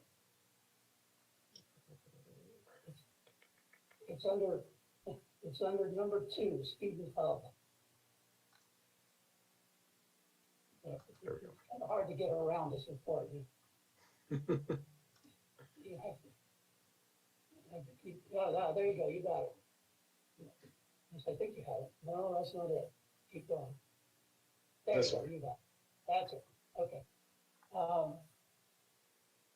This says that student services are distributed throughout various areas and wings in the main building, which has resulted in a lack of clarity on where to go and what to do. And we've been fighting that for the 6 years plus that I've been up on the board. And what I liked about this is this should be number 1 recommendation in my personal opinion. You look at all of those little yellow dots. Those are all places that students have to go to get something done, a form signed, a registration done, financial aid. I mean, it's all over the place, you know. And you list it 1 through 10 there, starting with security and information desk, cashier, advising center, cafeteria, IT help, testing center, accessibility services. Student development is downstairs in the west wing. I mean, you have to really know where to go for that. This is nuts. This is nuts. We need to spend our money on fixing this, and we could and should do this with the entrance recommendation, which was also an excellent recommendation. Entrance security and all of the campus, the places that the student has to go to get things done. It was so bad a couple of years ago, we had to give the employees badges with their name on it so people would know that they were an employee and they could ask, go, you know, where do I go to do this? And that, by the way, didn't work too well. But that coupled with the entrance, I think is really what we need to focus on. And my last comment would be that I think your estimate on that to do it is way underestimated. $750,000 to make all those physical changes that would be needed to incorporate those into one cogent place that the student could go to and not escape from, I think is way low. And I'm not sure where that number came from, but I think you need to revisit that number. But Student Hub, consolidate student services. Again, we want to do things that, sure, they cost money, but they improve the students' entire experience at the community college.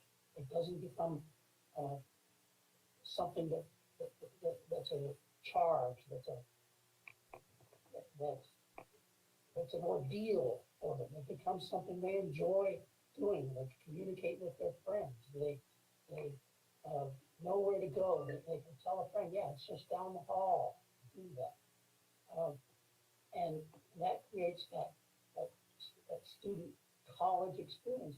Many of us have been to college and we enjoyed the college experience, the reality of it. And we want to create that as well, but we also want to get everything done in one place. It's a lot more efficient. And I think this points out where we're deficient.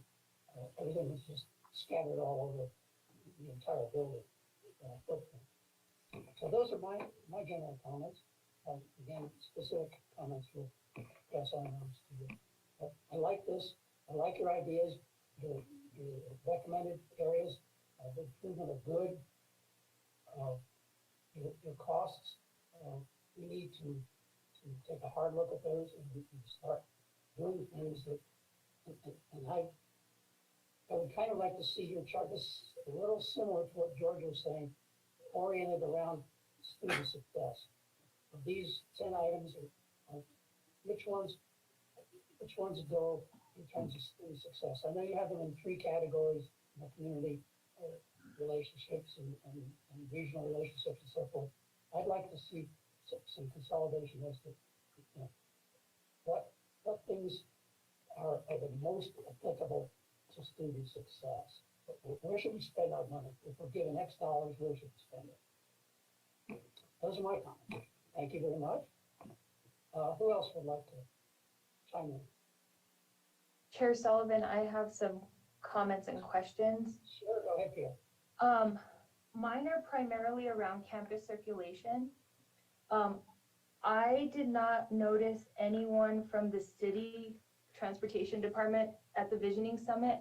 Would that have been, I guess I'm asking this because transportation is such a key thing for our students to be able to get to and from campus and between the HEC and main campus.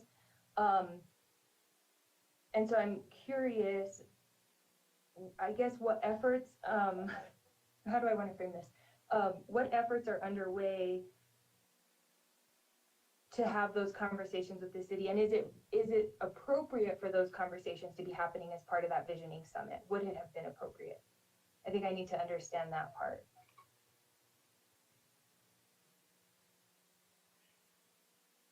Thank you. Sorry, I was getting my microphone to come on. I think it could have been appropriate, and I'll have to ask Andrea to comment on whether or not we were able to get everybody we invited to attend. I will say, having some members, a member from the county was very helpful, and the developer to the south to understand, some of the issues that are directly related to the campus was very helpful. And I think in one of the further recommendations we talk about, is can Santa Fe Community College create that transportation connection between the HEC location and the main campus as a starting point? Is that a way to have initial conversations potentially with the city or other types of transportation providers? Got it. Thank you. Yeah, I was trying to understand, how we can improve campus circulation, because I've heard from students that it could take as little as 30 minutes to get to campus or over an hour, depending on where you live. And I think you all have identified that more stops are needed locally, but also more stops are needed around campus to get students closer to their buildings. So I do think that's important.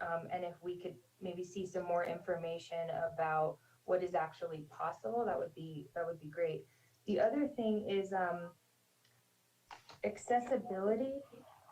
So I noticed it's the vehicle to pedestrian transition, and it's this one here. It has a green circle with the timing. You could see it. I'm curious was this timed? Okay, so my first question is, do we have an adequate number of accessible parking spaces? I didn't see that. That doesn't just meet code, but is potential, maybe covers more of if we were to grow our enrollment of students who have physical disabilities, would we be able to accommodate them with parking? The other thing is, for these times to get to the center of campus, it looks like, was it also timed for people who have physical disabilities? Because if they can't find the parking spot closer to the buildings, we need to understand how long it takes them as well to get to campus, or to the main buildings. Those are really great observations and questions, and I'm going to ask Raymond to potentially respond there to the how the how the timing was mapped, and if we want to maybe think about it from a different lens as well. So this is Raymond. So I guess one of the things that we heard in the visioning summits was that it felt like the circulation to get from your car to a classroom or to your destination seemed very circuitous.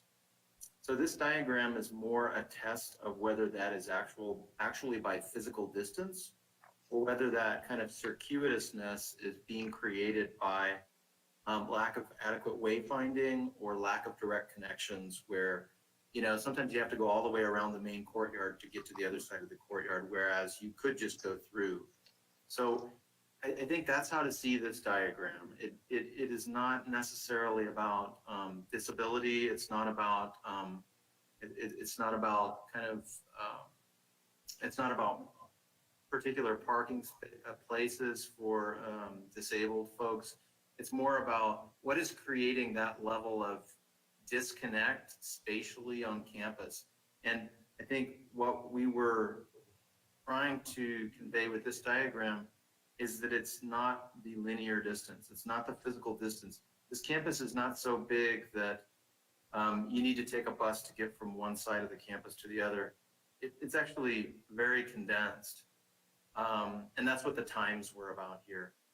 Regarding adequate parking, adequate accessible parking, we think the parking is adequate, but that's something that constantly needs to be reassessed, especially as square footage is added. But I think now in terms of the distance of the parking, the accessible parking to portions of the building, the rule is there that you have to be within 150 feet of the entrance that you're trying to get to, which is obviously a challenge. I think the sidewalk leading up to the main entrance is probably 150 feet. So we're probably not compliant there. Now, other entrances near the dental clinic, health and sciences, fitness center, kids campus, those have accessible parking that certainly is within that 150 feet. So that's it, you know, that's kind of a mixed bag there. Okay, thank you. And then lastly, I noticed a lot of ADA compliance issues in the various, throughout the document. And I don't recognize anyone at the Visioning Summit who has an expertise in that area. And did I miss that, or is there a reason that we couldn't get someone who has that expertise in that meeting? So as part of our walkthrough, and Pete, maybe, I don't know if you have the appendix, but there's an ADA, there's an accessibility, an itemized accessibility deficiency plan. And so what? Give me just a second. I don't think we necessarily talked about campus-wide approaches conceptually or strategically to address disability. But as part, and I don't know if I'm answering your question, but part of what we did do as part of the facilities condition assessment is that as we were walking through and we noticed that there were building elements that were not accessible, that we noted those. And so there's a plan with as many of them as we could note. And they vary from relatively minor things like, you know, extensions of handrails at the end of a ramp or stair, which is not compliant, to other things that are, you know, a bit more of a concern, whether it's deteriorated paving, causing surfaces to be unnavigable, or ramps that were too steep, you know, things like that. So I don't know if you're able to get that on the screen, Pete, but we've enumerated as many of those as we could find on that plan. And I'm apologizing if I didn't exactly answer your question. No, that's okay. Because I haven't ever looked at one of these before, and I'm still trying to understand how it's put together and how the Visioning Summit worked. I think accessibility is a really big concern for me as I look at the master plan overall, because I think it does play into our enrollment and our retention efforts. And then also that part about equity and inclusion that you all have identified. And so just making sure that that's something that we're keeping in mind throughout the document, which it has been. So, but I just needed to have some additional clarification, understanding about how that was looked at. So thank you very much. I think. Yeah, and I'll just, one more thing I'd like to add in is that we do have a section in the report in the design guidelines where we take, individual cases of types of disability, whether it's deaf or hard of hearing or visually impaired. And, there are very specific considerations that need to be taken into account there. And we make some of those observations in the report, but, it's just, I agree with you entirely that it's a matter of once spaces are renovated, that there is an awareness, I guess, of the need to really address all kinds of concerns, all kinds of variations on mobility, all kinds of different levels of ability, levels of being able to navigate spaces. That's, we're all becoming more and more conscious of it, but there's a little bit about that in the report. Thank you. So here we're looking at the plan that, the list to the left is itemized by number, and then you can find that location in the plan, and it'll tell you exactly what the deficiency is. Corey, did you have a comment? No? Thank you. I just wanted to say that I don't think we really talked about accessibility in relation to technology and things like that, but it isn't just a spatial issue. So, it's something that we should probably spend a little more time focusing on. So thank you. Thanks, Corey. Other comments? Linda? Yes, so I have a process question. I mean, this is a, 5-year plan? 10-year plan? We started with the working that it's a 10 to 20 year plan. Okay. And I'm looking at the actual cost estimates, and roughly it looked like about 36 million, which of course would be in today's dollars. Are there any buildings that are not worth fixing? What was that red building on the map? Which building was that? The red building is the boiler plant building. Ah, okay. Which is, it's not a very old building, but you have new boilers. And so that building's original and intended use no longer exists in that location. So it's ready to be completely reused for some other purpose. Ah, okay. It's not an academic building, it's a facilities building. Well, so are there any other buildings that would be cheaper to rebuild? No. No, there really aren't. And I think that's, when I say that, that would not necessarily be true of all institutions. And that means that SFCC's assets, building assets, are strong. They're great assets. They're worth renovating. They're not, they shouldn't be torn down. Most of them are post, I don't want to put my foot in my mouth here, but most of them are post asbestos use also, which is a huge problem on other campuses. You don't have that as much. And Andrea, you interrupt me if I'm wrong. You know more than I do about that. But those are huge benefits. So although these buildings need to be renovated, they are very much worth renovating. Mm-hmm. Linda, I would say the one,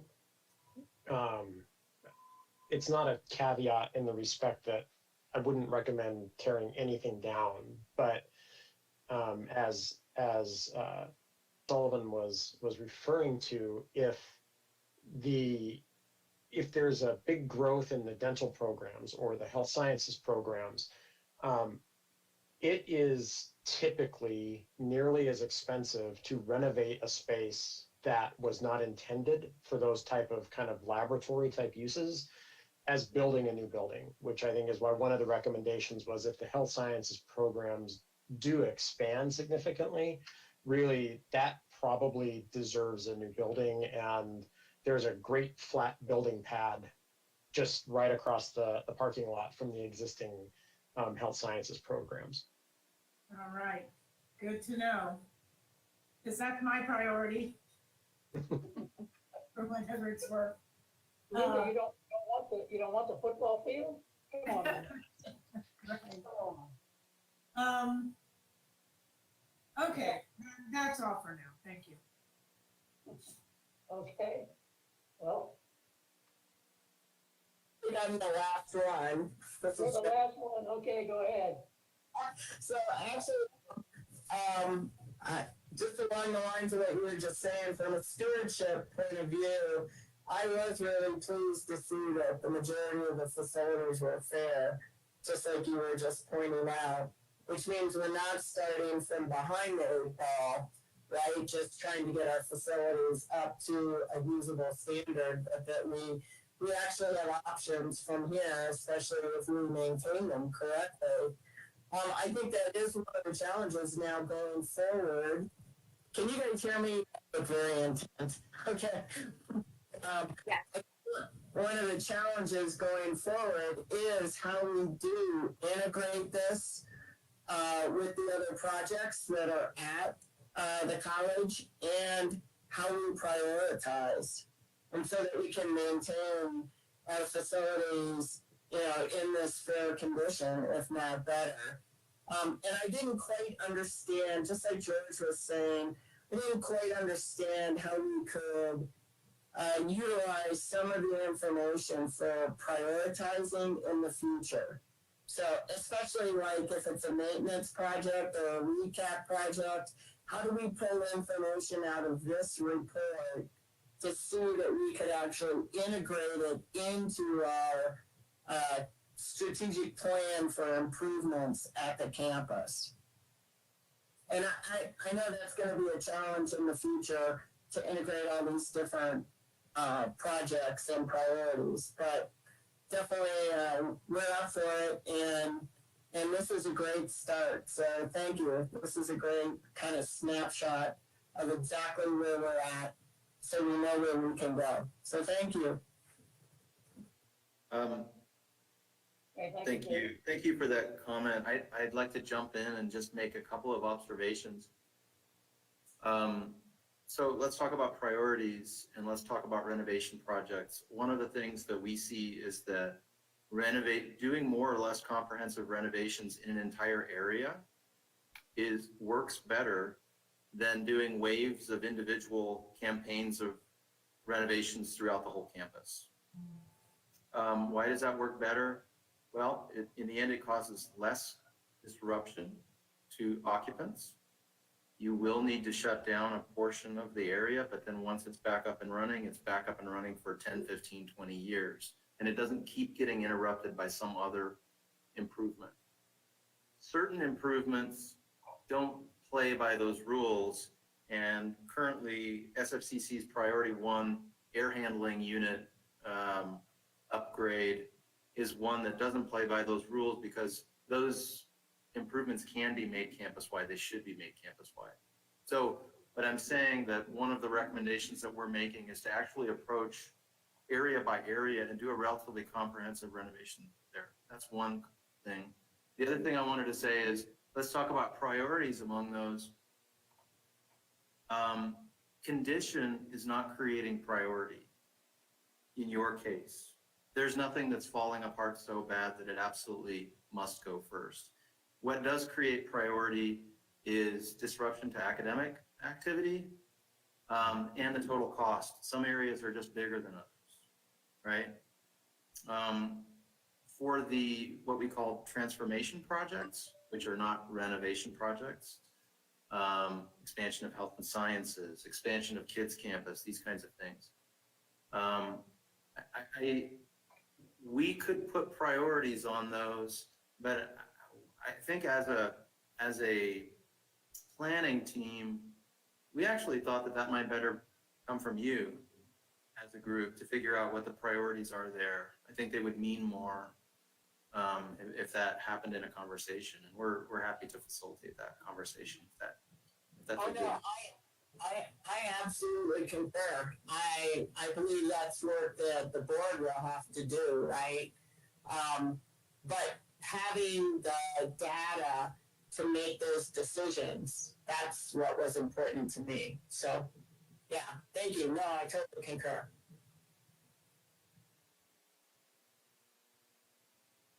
Okay, anything else on this? There'll be a test on this at the next board meeting, so.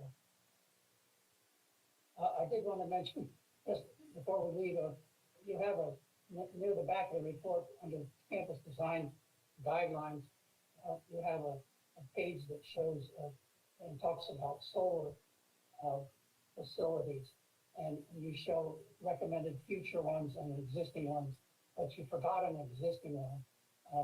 There's a big one to the south of campus, but there's also an existing solar facility on top of the Trades and Advanced Technology building.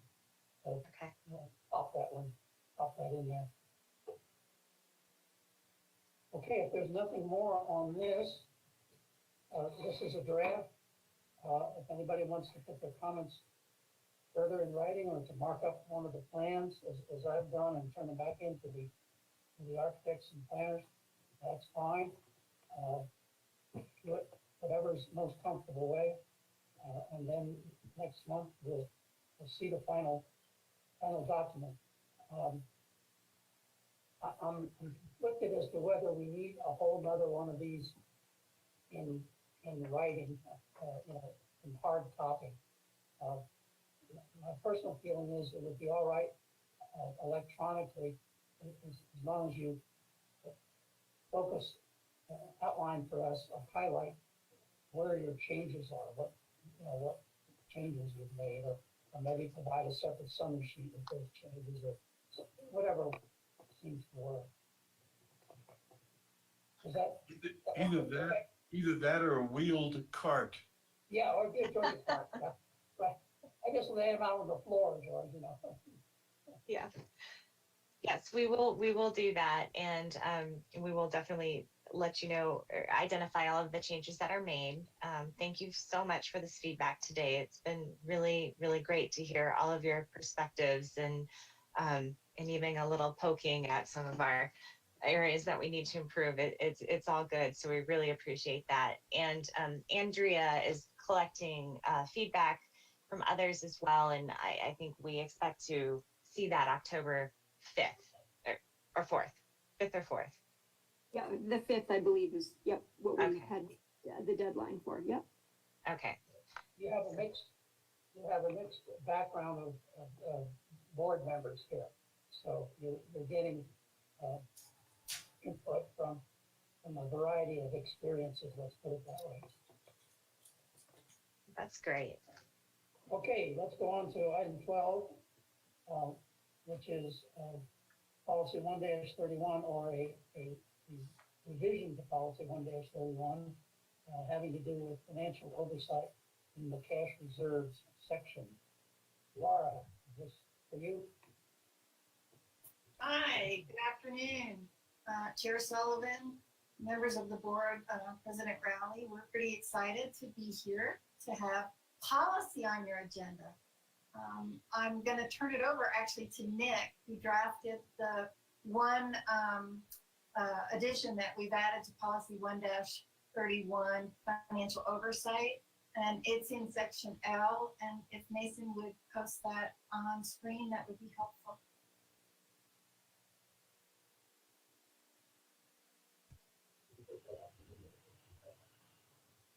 Thanks.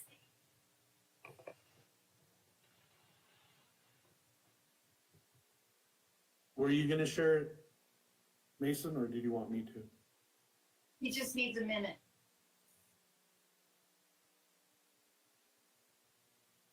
Oh, I can Oh, do it. I have it.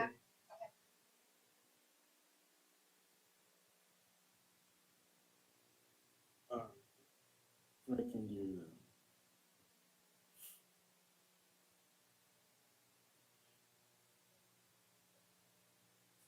I got it here, so let me just scroll down to that section.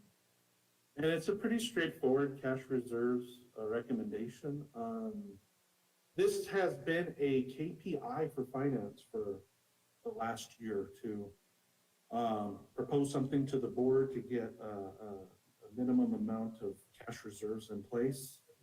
And I know we've talked about it for a while, but I think that again, in terms of financial solvency for the college in the long run, this will be very helpful to have the board require, the college to always have a set amount of reserves. And under number one, under letter L, cash reserves, is my attempt to explain the reasoning for it. And it's really to address the reality of mill levy revenue in that cash flow thing where we never want to get to that valley of death we've talked about in the past ever again. This will help to avoid that. And so, one of our biggest issues with cash is the cash flow of mill levy revenues coming in at right around now it's December, January now, where they come in for the most part. And we had in the past run low on cash in the time period of September through November.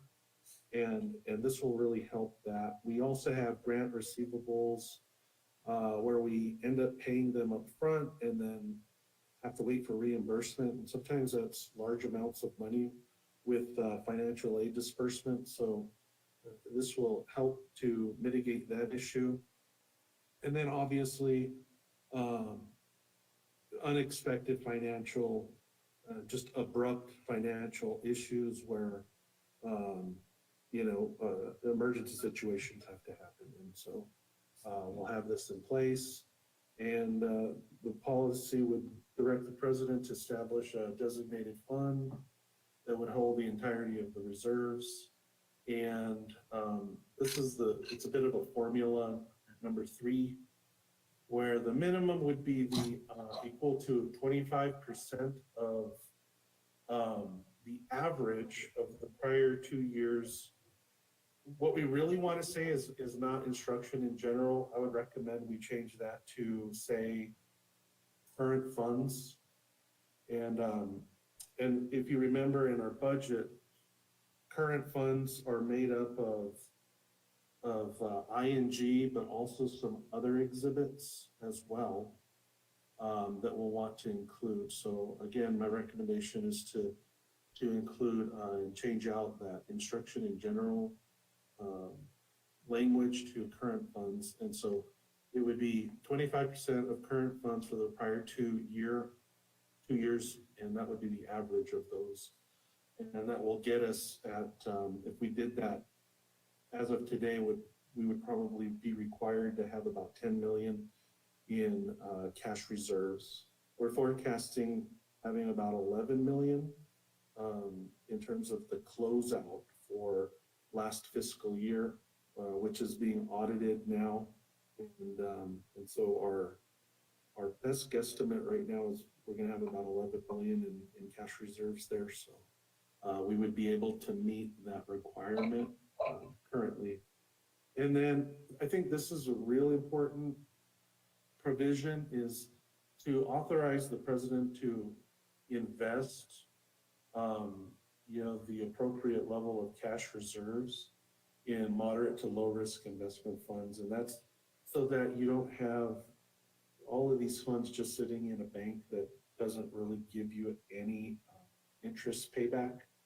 And there's some opportunities out there that can help to provide a return on monies that are required to be in place anyway. And so, I'd like the board to consider that. And obviously, we would want to make sure that any investment of cash reserves adhere to the statutory requirements of UPMIFA, which really does, it requires a prudent approach to investing of any of those statements. So, that's it. I can stand for any questions. Nick, I think if you want to change that definition of current funds, you probably need to define what current funds means up in the definition section. Absolutely, we can do that.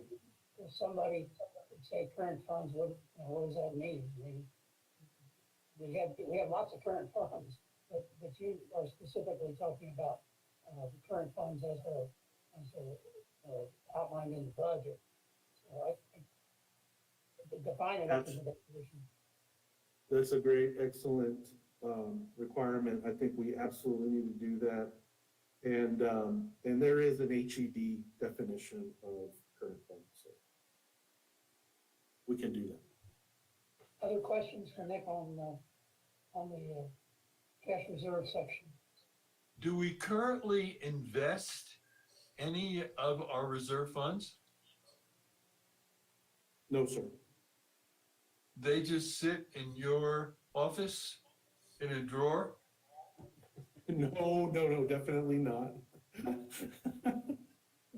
While people may like to think that that is the case on campus, and that is absolutely not the case. They're sitting in our bank account, in our operational bank account. The account that we talked about earlier in your financial reports, that $20 million is where those monies reside. Right. And bank accounts don't offer really any interest opportunities at all. And it's not a wise thing to have that much money sitting in there, because there's other things such as, CDs or other avenues that you could look at in terms of being able to generate a bit more interest, because why not, Right. So Becky, how do you feel about becoming a financial investor? I mean, is that something you would do? Well, I don't think you would be asking me to personally make the investments. But I do think that it's pretty standard practice to invest your reserves like that, because although it's not in Nick's drawer, it's just sitting in a checking account. So that we could be making some money with that. Right, yeah. So you would use a financial advisor like Nick to select what an investment, an appropriate investment. Right. We would be getting advice on things like that. And Nick sits on the SIC and the State Investment Council. And so he has access to a lot of things like that, and a lot of good investment strategies like that. But I think that's an important update in this policy too.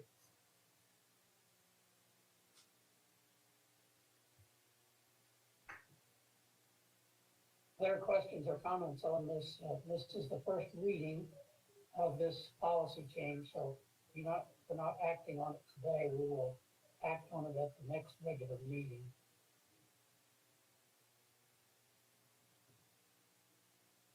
If not, thank you, Nick. Thank you, Becky. We'll go to item 13, board reports, discussion and other business. We'll start out with George. Do you have any reports or anything you want to mention? No, I don't. Thank you. All right. Jody? No, nothing for me, thank you. All right. Pierre? Yeah, I could give a brief update. So I think over the summer we had decided that each board member would sit on a campus committee. And so I was going to be on PDAC and the LBAC committee. Let me turn my camera on. And I am now on the LBAC committee. I've only been able to go to one meeting so far, but I'm looking forward to building those into my regular schedule, and hopefully reporting back to the board what I'm learning in those meetings. I'm no longer on the PDAC committee because I'm also one of the board reps on the Santa Fe Community College Foundation Board. and I've recently been added to their finance committee. So due to timing constraints, I had to scale back a bit. So I do want to let the other board members know that that's the change that has been made in terms of my committee participation. Okay, and thank you for that participation. Linda? No, I don't have anything to report. All right, Becky? No, Mr. Chair, I think I've already given my items. All right. I want to mention that I have been, when I can, sitting in on the Financial Oversight Committee monthly meetings. So we might, you all might want to think about who should sit in on those meetings. Those are usually held a couple days before board meetings, and provide essentially the same information that Nick gives us at the board meetings in a little more detail to the staff and faculty reps on the Financial Oversight Committee. So it's a nice kind of preamp to the financial presentation at the board meeting. So you all can think about that and discuss that with George, if you would like to do that. The next board meetings will be October 27th at 1 o'clock. And we will also have a work session that I mentioned earlier on November 10th. That will also start at 1. We don't have a completion time on that yet. That'll depend on what the staff and faculty feel is necessary to go through the various options for enrollment enhancement and give the board time to react and participate in that. So it may be 4 o'clock, it may be 5, but we'll just see how that goes. That's November 10th. With that, I'm not seeing any further items on the agenda, then we'll entertain a motion for adjournment. Move to adjourn. Second. Moved and seconded. All those in favor say aye. Aye. Aye. Chair votes aye. Motion carries. Thank you much. Sorry the meeting went a little longer, but I think we did have some very important things to go over today. Yeah.